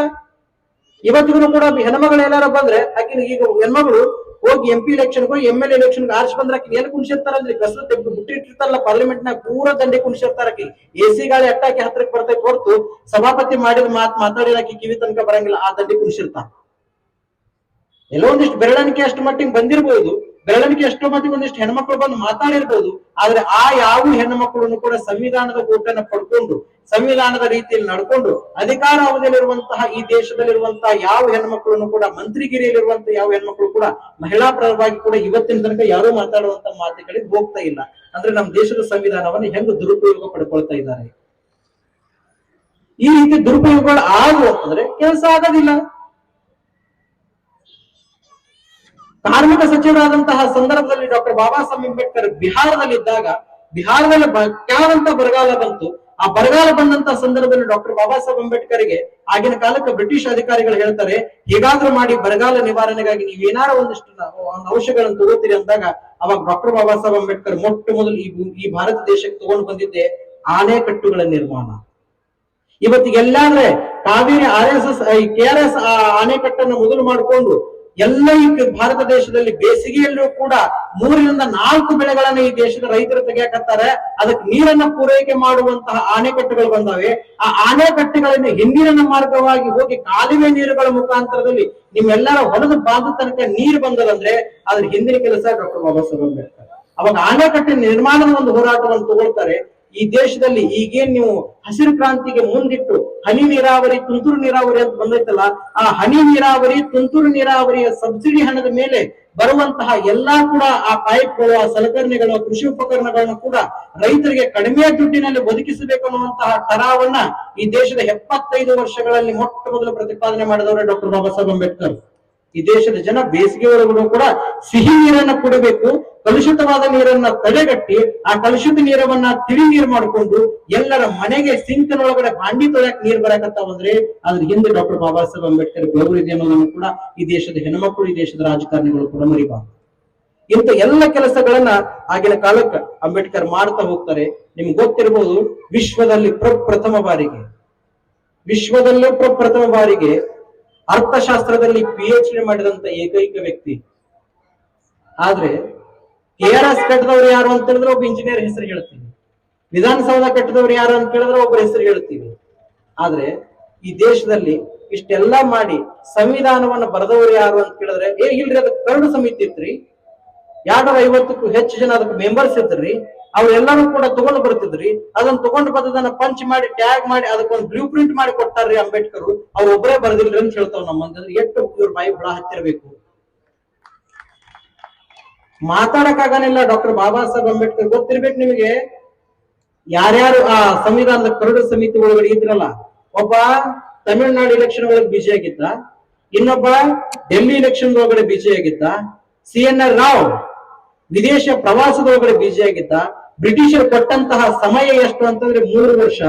ಆ 3 ವರ್ಷದ ಒಳಗಡೆ ಇರುವಂತ ಎಲ್ಲಾ ಮೆಂಬರ್ಗಳ ಕೈ ಕೊಟ್ಟಾಗ ಈ ನಿಮ್ಗೆ ಗೊತ್ತಿರ್ಬೇಕು, ಕಾಲೇಜ್ನೊಳಗೆಲ್ಲ ಈ ಪ್ರಾಜೆಕ್ಟ್ ವರ್ಕ್ ಅನ್ನು ಕೊಟ್ಟಿರ್ತಾರೆ. ನಿಮ್ಗೆ ಗೊತ್ತಿರ್ಬೇಕು, ಕಾಲೇಜ್ನಾಗ ಪ್ರಾಜೆಕ್ಟ್ ವರ್ಕ್ ಅನ್ನು ಕೊಟ್ಟಿರ್ತಾರೆ. ಅವ್ ಏನಾಗಿರ್ತೈತೆ ಅಂದ್ರೆ ಈ 5-6 ಮಂದಿ ಅನುಕೂಲ ಹುಡುಗರ ಕೈಯಾಗ ಒಂದೇ ಶಾನೆ ಹುಡುಗನ ಕೊಟ್ಟಿರ್ತಾರ. ಅವ್ರೆಲ್ಲ ಏನ್ ಮಾಡ್ತಾರೆ, ಎರಡು ನೋಡಿ ಕೊಟ್ಟು ಈ BE ಇಂಜಿನಿಯರಿಂಗ್ ಮಾಡೋರೆಲ್ಲರೂ ಕೂಡ ಒಂದು ಪ್ರೆಸೆಂಟೇಷನ್ ಮಾಡ್ಬೇಕಾಗಿರ್ತೈತೆ.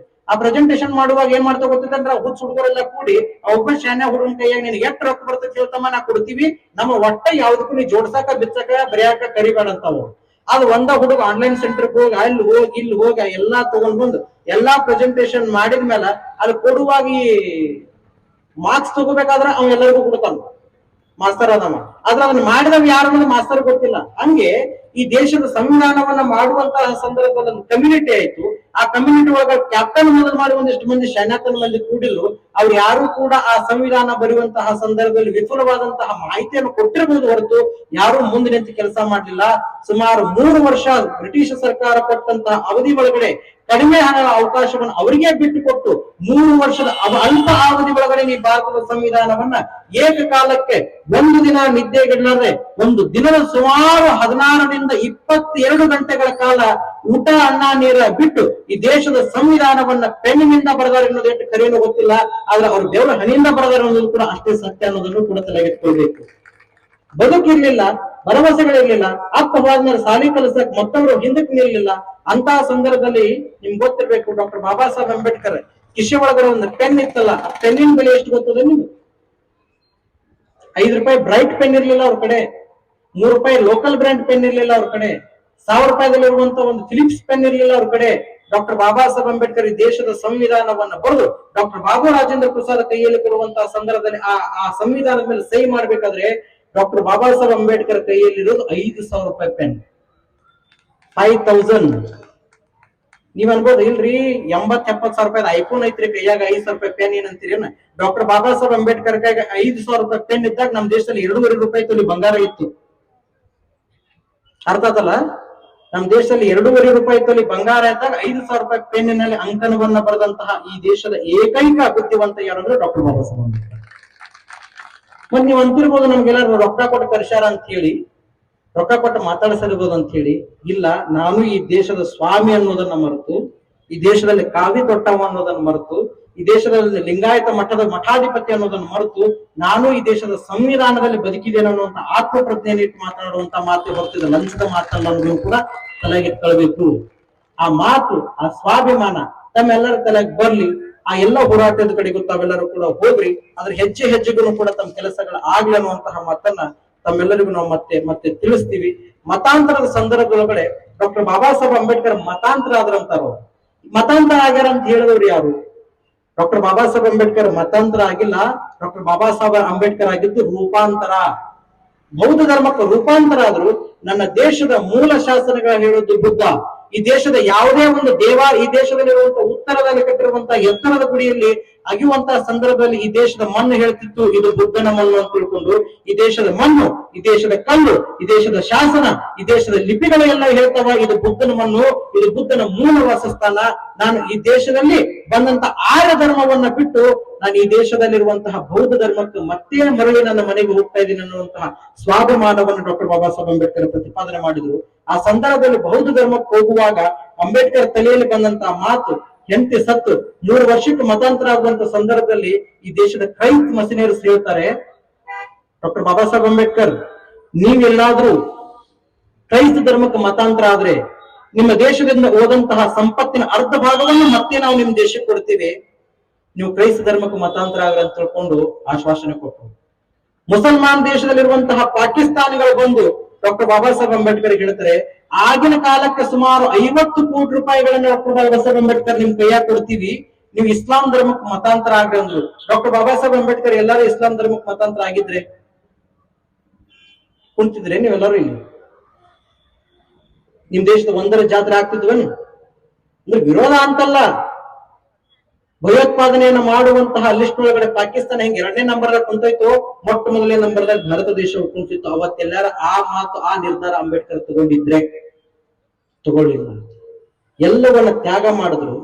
ಎಲ್ಲವನ್ನ ತ್ಯಾಗ ಮಾಡಿದಂತಹ ಸಂದರ್ಭದೊಳಗಡೆ ಮನೆಗೆ ಬಂದಾಗ ಹೆಂಡತಿ ನೋಡ್ತಾಳೆ, ಹುಡುಗಿ ಎಲ್ಲ ಓದ್ಕೊಂಡು ಬಂದಂತಹ ಸಂದರ್ಭದಲ್ಲಿ ಅಂಬೇಡ್ಕರ್ನ ಊರ್ ಮಂದಿ ಎಲ್ಲ ಕೂಡ ಸ್ವಾಗತ ಮಾಡ್ಕೊಂಡ್ ಕರ್ಕೊಂಡ್ ಬರ್ತಿದ್ರು. ಕರ್ಕೊಂಡ್ ಬರುವಂತಹ ಸಂದರ್ಭದಲ್ಲಿ ಹಿಂಗ್ ಸ್ವಾಗತ ಮಾಡ್ಕೊಂಡ್ ಕರ್ಕೊಂಡ್ ಬರುವಾಗ ನಮ್ದೇ ಆ ಊರಾಗಿರುವಂತ ಒಬ್ಬ ವ್ಯಕ್ತಿ ಅತ್ಯಂತ ಕಿಮ್ಮತ್ತಿನ ಬೆಲೆ ಬಾಳುವಂತ ಒಂದು ಖಾದಿ ರುಮಾಲನ್ನ ಅವ್ರು ಕೊಳ್ಳಾಗ ಹಾಕ್ತಾರೆ. ಕೊಳ್ಳಾಗ ಹಾಕಿದಾಗ ಡಾಕ್ಟರ್ ಬಾಬಾ ಸಾಹೇಬ್ ಅಂಬೇಡ್ಕರ್ ಊರಾಗ ನಡ್ಕೊತ್ ಬಂದ್ರು. ರಮಾಬಾಯಿ ಮನೆಯಾಗಿದ್ರು. ಎಲ್ಲರೂ ಕೂಡ ಆರತಿ ಹಿಂಗ್ ಬೆಳಿಗ್ಗೆ ಎಲ್ಲರೂ ಅವ್ರಿಗೆಲ್ಲ ಸ್ವಾಗತ ಮಾಡ್ತಿದ್ರು. ಆದ್ರೆ ಅಂಬೇಡ್ಕರ್ ತಲೆಯಾಗ ಒಂದ್ ಏನಿತ್ತು ಅಂದ್ರೆ ನನ್ನ ಹೆಂಡತಿ ಯಾಕೆ ಬರವಾಳು ನನ್ ಕರೆಯಾಕ, ಇಷ್ಟು ಮಂದಿ ಎಲ್ಲ ತರಡು ತೋರಣ ಕಟ್ಟ್ಯಾರ, ಹಿಂಗ್ ಬಾರ್ಸಕತ್ತಾರ, ಹಿಂಗೆಲ್ಲಾ ಮಾಡ್ಕೊಳಕತ್ತಾರ, ಚಲವಾದಿಗಳನ್ನ ಬದಲು ಮಾಡ್ಕೊಂಡು ಎಲ್ಲರೂ ಕೂಡ ಇಟ್ಟು ಬ್ಯಾಂಡ್ ಬತಾಸು ಬಾರ್ಸ್ಕೊತ ನನ್ ಕರ್ಕೊಂಡ್ ಬರಕತ್ತಾರ. ಎಲ್ಲರ ಮಧ್ಯದಲ್ಲಿ ಇನಿಗೆ ನೋಡ್ತಿದ್ರು ನನ್ನ ಹೆಂಡತಿಯಲ್ಲಿ ಅದಾಳ ಅಂತ ಹೇಳಿ. ಆದ್ರೆ ಯಾಕೆ ರಮಾಬಾಯಿ ಆಗಿನ ಕಾಲಕ್ಕೆ ಅಂಬೇಡ್ಕರ್ ಸ್ವಾಗತಕ್ಕೆ ಬರ್ಲಿಲ್ಲ ಅಂದ್ರೆ 4 ಮಂದ್ಯಾಗ ಮಂದ್ ನಿಂತು ಎದೆ ಮ್ಯಾಗಿನ ಶರಗ್ ಹರಿದಿತ್ತು, ಒಟ್ಕೊಳಕ್ ಒಂದು ಶೀರ್ ಇರ್ಲಿಲ್ಲ, ಅದಕ್ಕಾಗಿ ಮನ್ಯಾಗ ಕೂತಿದ್ಳಕ್ಕೆ. ಅವಾಗ ತಲೆಯಾಗ ಒಂದು ಅಂಬೇಡ್ಕರ್ ಹೇಳ್ತಾರೆ, ಒಳಗಿನ ರುಮಾಲನ್ನು ಒಬ್ಬನ ಕೈಯಾಗ ಕೊಟ್ಟು ಇದನ್ನ ರಮಾಬಾಯಿ ಕೊಡು ಅಂದಾಗ ರಮಾಬಾಯಿ ಆ ಶಾಲ್ ಹಾಕೊಂಡು ಬಂದು ಆರತಿ ಮಾಡ್ತಾಳಂತ ಅಂಬೇಡ್ಕರ್ಗೆ. ಅಂದ್ರೆ ಎಂತ ಬಡತನದಲ್ಲಿ ಗಂಡ ಹೆಂಡತಿ ಇದ್ರು. ಮರುದಿನ ಕೂಡ ಕೈಯಾಗ 4 ರೂಪಾಯಿ ರೊಕ್ಕ ತಗೊಂಡ್ರು. ರೊಕ್ಕ ತಗೊಂಡು ಪೂನಾದ ಒಂದ್ ಸರ್ಕಲ್ ಹೋಗಿ ಒಂದ್ ಚೌಕದಾಗ ಹೋಗಿ ಹೆಂಡತಿಗೆ ಸೀರೆ ಕೊಡ್ಸಕಂತ ಹೋದ್ರು. ಹೆಂಡತಿಗೆ ಸೀರೆ ಕೊಡ್ಸಕ್ ಹೋಗುವಾಗ ರಮಾಬಾಯಿ ದುರ್ದೈವ ಏನಾಗಿತ್ತು ಅಂದ್ರೆ ಆ ಸೀರೆ ಅಂಗಡಿ ಬಂದ್ರೆ ಪುಸ್ತಕದ ಅಂಗಡಿ ಇತ್ತು. ಆದ್ರೆ ಇವ್ರು ಹೆಂಡತಿನ ಕರ್ಕೊಂಡು ಆಟೋದಾಗ ಹೇಳಿದ್ರು, ಹೆಂಡತಿನ ಕರ್ಕೊಂಡು ಹೋದ್ರು. ಹೆಂಡತಿನ ಸೀರೆ ಕಳ್ಸಾ ಕರ್ಕೊಂಡು ಬಂದಿರೋ ತಲೆಯಾಗ ಏನ್ ಮಾಡ್ತು, ಪುಸ್ತಕದ ಅಂಗಡಿ ಬಂದ್ರು. 10,000 ರೂಪಾಯಿ ಎಲ್ಲ ಪುಸ್ತಕ ತಗೊಂಡು ಕೈಯಾಗ ಬಜ್ಜಿ 2 ಪಿಸ್ ಹಿಡ್ಕೊಂಡು ಹೊರಗ್ ಬಂದ್ರು. ಹೊರಗ್ ಬಂದ್ಮೇಲೆ ಹೆಂಡತಿನ ಕೇಳಿದ್ರಂತ, ನೀ ಯಾಕೆ ಇಲ್ಲಿ ಬಂದಿ ಅಂತ ಕೇಳಿದ್ರಂತ.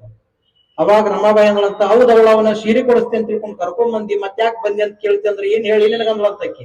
ಏನಿಲ್ಲ ಮತ್ ಇಷ್ಟೆಲ್ಲಾ ಪುಸ್ತಕ ತಗೊಂಡಿನಿ, ನಿನ್ ಸೀರೆ ಕೊಡ್ಸಕ್ ನನ್ ಕಡೆ ರೊಕ್ಕಿಲ್ಲ, ಆಟೋ ಕೂಡ ಕೊಡಕ್ ರೊಕ್ಕಿಲ್ಲ, ಇದ್ರೊಳಗ ಒಂದು ಪಿಶ್ವೆ ಪುಸ್ತಕನ ವಾಪಸ್ ಕೊಟ್ಟು ರೊಕ್ಕ ತಗೊಂಡ್ ಬರ್ತೀನಿ, ನಿನ್ ಸೀರೆ ಕೊಡಿಸ್ತೀನಿ ಅಂದಾಗ ಆ ರಮಾಬಾಯಿ ಒಂದ್ ಮಾತು ಹೇಳಿದ್ರು, ನೀವೆಲ್ಲಾರ ಹಿಂಗಂದ್ರೆ ಸುಟ್ಕೇಸ್ ತಗೊಂಡ್ ಮನೆಗೆ ಹೋಗಾವ್. ಆ ಹೆಣ್ಮಗಳು ಒಂದ್ ಮಾತು ಹೇಳಿದ್ರಂತ ತನ್ನ ಗಂಡಗೆ, ನನ್ನ ಎದೆ ಮ್ಯಾಗಿನ ಶರಗ್ ಹರಿದ್ರು ಪರವಾಗಿಲ್ಲ, ನನ್ನ ಸಮಾಜದ ಎಲ್ಲಾ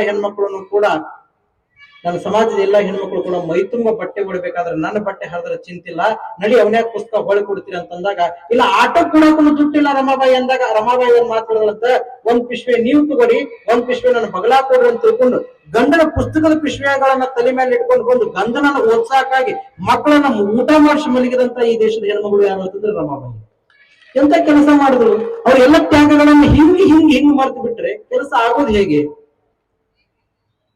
ಹಿಂಗ್ ಈ ರೀತಿ ಆದ್ರೂ ಉಳಿಯೋದು ಹೇಗೆ ನಮ್ಮ ದೇಶ? ದಲಿತರಿಗೆ ಪ್ರಜ್ಞೆ ಬರಲಿಲ್ಲ.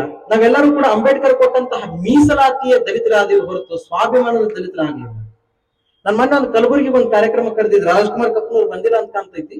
ರಾಜ್ಕುಮಾರ್ ಕಪ್ನೂರ್ ಸುಮಾರು ಒಂದು 3 ವರ್ಷದಿಂದ ನನ್ನ ಕಾರ್ಯಕ್ರಮ ಕರೆಸಿದಾಗ ಸುಮಾರು ಒಂದು 2-2.5 ಲಕ್ಷ ಜನ ಇತ್ತು ಮೆರವಣಿಗೆ ಒಳಗಡೆ. ಹಿಂಗ್ ನಮ್ ಕಾರ್ಗಡೆ ಹೋಗುವಾಗ ಒಂದ್ ಗಾಡಿ ಹೊಂಟಿತ್ತು, ಒಂದ್ ಗಾಡಿ ಅದು ಬುಲೆಟ್ ಗಾಡಿ ಇತ್ತು. ಆ ಬುಲೆಟ್ ಗಾಡಿ ಒಂದ್ ಮುಂದೊಂದು ನೀಲಿ ಕಲರ್ ಜೆಂಡಾ ಕಟ್ಕೊಂಡು ನಾವು ಹೊಂಟಿದ್ದ. ಆ ಕಡೆ ಒಂದ್ ಗಾಡಿ ಬರಾಕತ್ತಿತ್ತು. ಗಾಡಿ ಬರುವಾಗ ಇವ ಹೋಗಿ ಹಾಸ್ಯಾನ, ಯಾವ ಜೆಂಡಾ ಕಟ್ಟಾನಲ್ಲ ಇವ ಹೋಗಿ ಅವ್ನಿಗೆ ಹಾಸ್ಯಾನ.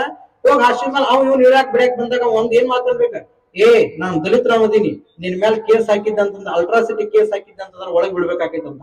ಅವ್ ಮುಂದಿನ ಬಾಳ್ ಬೆರಿಕಿದ್ದ, ನಾನು ದಲಿತರಾಮ ಇದೀನಿ ಅಂದವ. ಅಂದ್ರೆ ನಾವು ಮಾಡುವಂತಹ ಅನ್ಯಾಯವನ್ನು ಮುಚ್ಕೊಳಕಾಗಿ ಅಲ್ಟ್ರಾಸಿಟಿ ಕೇಸ್ ಹಾಕಕ್ಕೆ ಸಂವಿಧಾನವನ್ನು ಬಳಸ್ಕೊಳಕತ್ತಿ ಹೊರತು ನಾವು ದೇಶದಲ್ಲಿ ಹೆಂಗ್ ಬದುಕಬೇಕು ಅನ್ನುವಂತಹ ಸಂವಿಧಾನವನ್ನು ನಾವು ಬಳಸ್ಕೊಳಕತ್ತಿಲ್ಲ. ಸ್ವಾಭಿಮಾನದ ಪ್ರಜ್ಞೆಯನ್ನು ಉಳಿಸ್ಕೊಳಕತ್ತಿಲ್ಲ. ಇವತ್ತು ಎಷ್ಟೋ ಮಂದಿ ವಕೀಲರಾಗಿರಿ, ಎಷ್ಟೋ ಮಂದಿ ವಕೀಲರು, ನೀವು ಎಷ್ಟು ಮಂದಿಗೆ ನಿಮ್ ಕಡೆ ಬಂದಂತಹ ಕಸ್ಟಮರ್ಗಳಿಗೆ, ಯಾಕಂದ್ರೆ ಹಣಕಾಸಿನ ವ್ಯವಹಾರನೇ ಕೂಡ ವಕೀಲಿಕೆ ಆಗೈತಿ. ಈಗ ಎಷ್ಟೋ ಮಂದಿ ನಿಮ್ ಕಸ್ಟಮರ್ಗಳಿಗೆ ನ್ಯಾಯ ಕೊಟ್ಟಿರಲಿಲ್ಲ ಗೊತ್ತಿಲ್ಲ. ನಿಮ್ ಸಮಾಜದಲ್ಲಿ ನಿಮ್ ಊರಾಗಿನ ದೇವಸ್ಥಾನಕ್ಕೆ ಹೋಗುವಷ್ಟು ಮಟ್ಟಿಗೆ ನಿಮ್ಗೆ ಇಲ್ಲಿರುವಂತ ಒಬ್ಬರ ವಕೀಲ ಅದ್ರ ಬಗ್ಗೆ ಪ್ರಸ್ತಾವನೆ ಇಟ್ಟಾನೇನು? ಒಬ್ಬನ ವಕೀಲ ನಮ್ ದೇವಸ್ಥಾನಕ್ಕೆ ನೀವ್ ಯಾಕೆ ಬಿಡಾನಿಲ್ರಿ ಅಂತ ತಿಳ್ಕೊಂಡು ಊರಾಗಿನ ಮಂದಿನ ಹೋಗಿ ಕೇಳ್ಯಾನೇನು? ಅವ್ರ ರಶೀಟಿ ಬುಕ್ಕ ಪಟ್ಟಿ ಬುಕ್ಕ ಕೈಯಾಗ ಹಿಡ್ಕೊಂಡು ಬರ್ತಾರ. ನಿಮ್ದು 250 ಎಕರೆ ಹೊಲ ಐತಿ, ನಿಮ್ದು 1000, ನಿಮ್ದು 10 ಎಕರೆ ಹೊಲ ಐತಿ. ನಿಮ್ ಹೊಲ ಬೇಕು, ನಿಮ್ ಹೊಲದಾಗಿನ ಗೋಧಿ ಬೇಕು, ನಿಮ್ ಹೊಲದಾಗಿನ ಜ್ವಾಳ ಬೇಕು, ನಿಮ್ ಹೊಲದಾಗಿನ ಹುಡುಗನ ತಪ್ಪಲ ಹಂದ್ರ ಹಾಕಕ್ ಬೇಕು, ನಿಮ್ ಮನ್ಯಾಗ ಒಂದ್ ಕರ ಸತ್ತಿದ್ರೆಲ್ಲ ಊರ್ ಲಗಮೋಗ ಊರ್ ದ್ಯಾಮೋಗ ಚಪ್ಲಿ ಮಾಡಕ್ ಮೆಟ್ ಹಾಕಿ ಹೋಗಿ ಗುಡಿಯಾಗ ಕಟ್ಟಾಕ್ ಬೇಕು. ಮನ್ಯಾಗ ಆಕಳ ಸತ್ರ ಹಲಾಗಿ ಮಾಡಿ ರಣಾಲ್ಗಿ ಮಾಡಿ ಊರ್ ಜಾತ್ರೆಗೆ ಬಾರ್ಸಾಕ್ ಬೇಕು. ಆದ್ರ ದಲಿತರು ಬೇಡ ಅಂದ್ರೆ ಕೇಳ್ಬೇಕಲ್ಲ. ನನ್ನತ್ರ ಸ್ವಾಮಿಗಳನ್ನ ಹಿಡ್ಕೊಂಡ ಬಂದ್ ಕೇಳ್ಬೇಕು, ಯಾಕ್ರಿ ನಮ್ಗೇನ್ ದೇವ್ರು ಬೇಡ ಅಂದಾನೇನು? ಆ ದೇವ್ರು ಯಾವಾಗ ಬೇಡ ಅಂತಲ್ಲ ಅವಾಗ ನಾವು ಬರೋದು ಬಿಡ್ತೀವಿ. ಅಲ್ಲಿ ತನಕ ಬರಬೇಡ ನೀ ಯಾರ ಅಂತ ತಿಳ್ಕೊಂಡು ಒಬ್ಬರ ಕೇಳಕ್ ಸಾಧ್ಯದ ಇಷ್ಟೆಲ್ಲ ಇದ್ರು ಹಾಗಾನಿಲ್ಲ. ಬದುಕು ಈ ರೀತಿ ಕೆಟ್ಟು ಹೋದ್ರೆ ಅಂಬೇಡ್ಕರ್ ಉಳಿಸೋದು ಬಹಳ ಕಠಿಣ ಇದೆ ಬಂಧುಗಳೇ. ಹಾಗಾಗಿ ತಾವೆಲ್ಲರೂ ಒಂದು ತಿಳ್ಕೊಡ್ರಿ ಅನ್ನುವಂತಹ ಮಾತನ್ನ ಮತ್ತೆ ನಿಮ್ಗೆಲ್ಲರಿಗೂ ನಾವು ತಿಳಿಸ್ತೀವಿ. ಡಾಕ್ಟರ್ ಬಾಬಾ ಸಾಹೇಬ್ ಅಂಬೇಡ್ಕರ್ ಸಂವಿಧಾನ ಬರೆಯುವಂತಹ ಸಂದರ್ಭದಲ್ಲಿ, ಸಂವಿಧಾನದ ಕರಡು ಸಮಿತಿಯವರ ಕರ್ಕೊಳ್ಳುವಂತಹ ಸಂದರ್ಭದಲ್ಲಿ ಅಂಬೇಡ್ಕರ್ ಹೇಳ್ತಾರೆ, ಇಲ್ಲ ನಾವು ನಿಮ್ಮನ್ನು ಕರ್ಕೊಳ್ಳಂಗಿಲ್ಲ ಅನ್ನುವಂತ ಒಂದು ಆಗ್ತೀವಿ. ಎಲ್ಲರದು ಕೂಡ ಒಂದು ಲಿಸ್ಟ್ ಬಿಡ್ತಾರೆ. ಆ ಲಿಸ್ಟ್ ಹೆಸರಿನೊಳಗಡೆ ಡಾಕ್ಟರ್ ಬಾಬಾ ಸಾಹೇಬ್ ಅಂಬೇಡ್ಕರ್ ಇರ್ಲಿಲ್ಲ.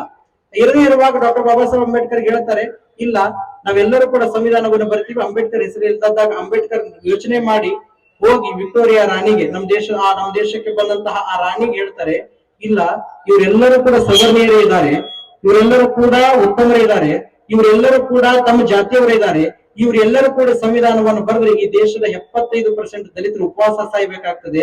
ನೀವು ಸಂವಿಧಾನವನ್ನು ಮಸೂದೆ ಮಾಡುವಂತಹ ಆ ಗುಂಪಿನೊಳಗಡೆ ನನ್ನ ಹಾಕ್ಸ್ರಿ ಅಂತಂದಾಗ ಇಂತಹ ಜ್ಞಾನಿಯನ್ನ ನಂಬಿದಂತಹ ವಿಕ್ಟೋರಿಯಾ ರಾಣಿ ಮತ್ತೆ ನಮ್ಮ ದೇಶದ ಆಗಿನ ಕಾಲ ಓಲ್ಡ್ ಕಾಂಗ್ರೆಸ್ಗೆ ಒಂದು ಪತ್ರ ಬರೀತಾಳ. ಏನಂತ ಪತ್ರ ಬರೀತಾಳ ಅಂದ್ರೆ, ಆಗಸ್ಟ್ 14 ಸಾಯಂಕಾಲ ಮಧ್ಯರಾತ್ರಿ 12 ಗಂಟೆಗೆ ಕೊಡುವಂತಹ ನಿಮ್ಮ ಸ್ವತಂತ್ರವನ್ನ ಇನ್ನು 5 ವರ್ಷ ಮುಂದೆ ಹಾಕ್ತಿವಂತಾಳಕ್ಕೆ. ಆಯ್ತು, ಇವರೆಲ್ಲರೂ ಬಿಕ್ಕ ಬಿದ್ದಿದ್ದು ಮರುದಿನ ಹೋಗಿ ಕೇಳ್ತಾರೆ, ಯಾಕ್ರಿ ನೀವು 5 ವರ್ಷ ಮುಂದೆ ಹಾಕ್ತೀರಿ ಅಂದಾಗ, ಅಂತಹ ಒಬ್ಬ ವಿಶ್ವಜ್ಞಾನಿ ನಿಮ್ಮ ಸಂವಿಧಾನದೊಳಗಡೆ ಮಜೂರು ಪಾಸ್ ಮಾಡಕ್ಕೆ, ನಿಮ್ಮ ಸಂವಿಧಾನದ ಆರ್ಟಿಕಲ್ ಗಳನ್ನು ಬರೆಯಕ್ಕೆ ಅಂತಹ ಒಬ್ಬ ಜ್ಞಾನಿಯನ್ನ ರಿಜೆಕ್ಟ್ ಮಾಡಿ ನೀವು ಒಂದು ಗುಂಪು ಕಟ್ಕೊಂಡಿರಿ. ನೀವು ನಿಮ್ಮ ಸಂವಿಧಾನದ ಕರಡು ಸಮಿತಿ ಒಳಗಡೆ ಡಾಕ್ಟರ್ ಬಾಬಾ ಸಾಹೇಬ್ ಅಂಬೇಡ್ಕರ್ ಕರ್ಕೊಂಡಿಲ್ಲ ಅಂದ್ರೆ ನಿಮ್ಮ ಸಂವಿಧಾನಕ್ಕೆ ಕೊಡುವಂತಹ ಸ್ವಾತಂತ್ರ್ಯ ಇನ್ನು 5 ವರ್ಷ ಮುಂದೆ ಹಾಕ್ತೀನಿ ಅಂತ ಹೇಳಕ್ಕೆ. ಅದಕ್ಕೆ ಹೆದರಿ ಅಂಬೇಡ್ಕರ್ ಕರ್ಕೊಂಡ್ರು ಹೊರತು ಜ್ಞಾನಿ ಅಂತ ಏನ್ ಕರ್ಕೊಳ್ಳಿಲ್ಲ ನಮ್ಮ ಮಂದಿ. ಇಷ್ಟೆಲ್ಲ ಮಾಡಿ ಇಷ್ಟೆಲ್ಲ ಕಷ್ಟಗಳನ್ನು ಮಾಡ್ಕೊಂಡ್ರು. ಆದ್ರೆ ಅಂಬೇಡ್ಕರ್ ನಿಮ್ಗಾಗಿ ನಿದ್ದಿಗೆಟ್ರು, ಊಟಗೆಟ್ರು, ಉಪವಾಸಗೆಟ್ರು, ಬದುಕು ಹಾಳಾಯ್ತು, ಮಕ್ಕಳ ಸತ್ರ ಮಣ್ಣು ಕೊಡಕ್ ಬರ್ಲಿಲ್ಲ, ಹೆಂಡತಿ ಸತ್ರ ಕಣ್ಣೀರ್ ಹಾಕುವಂತಹ ಬದುಕಿರ್ಲಿಲ್ಲ.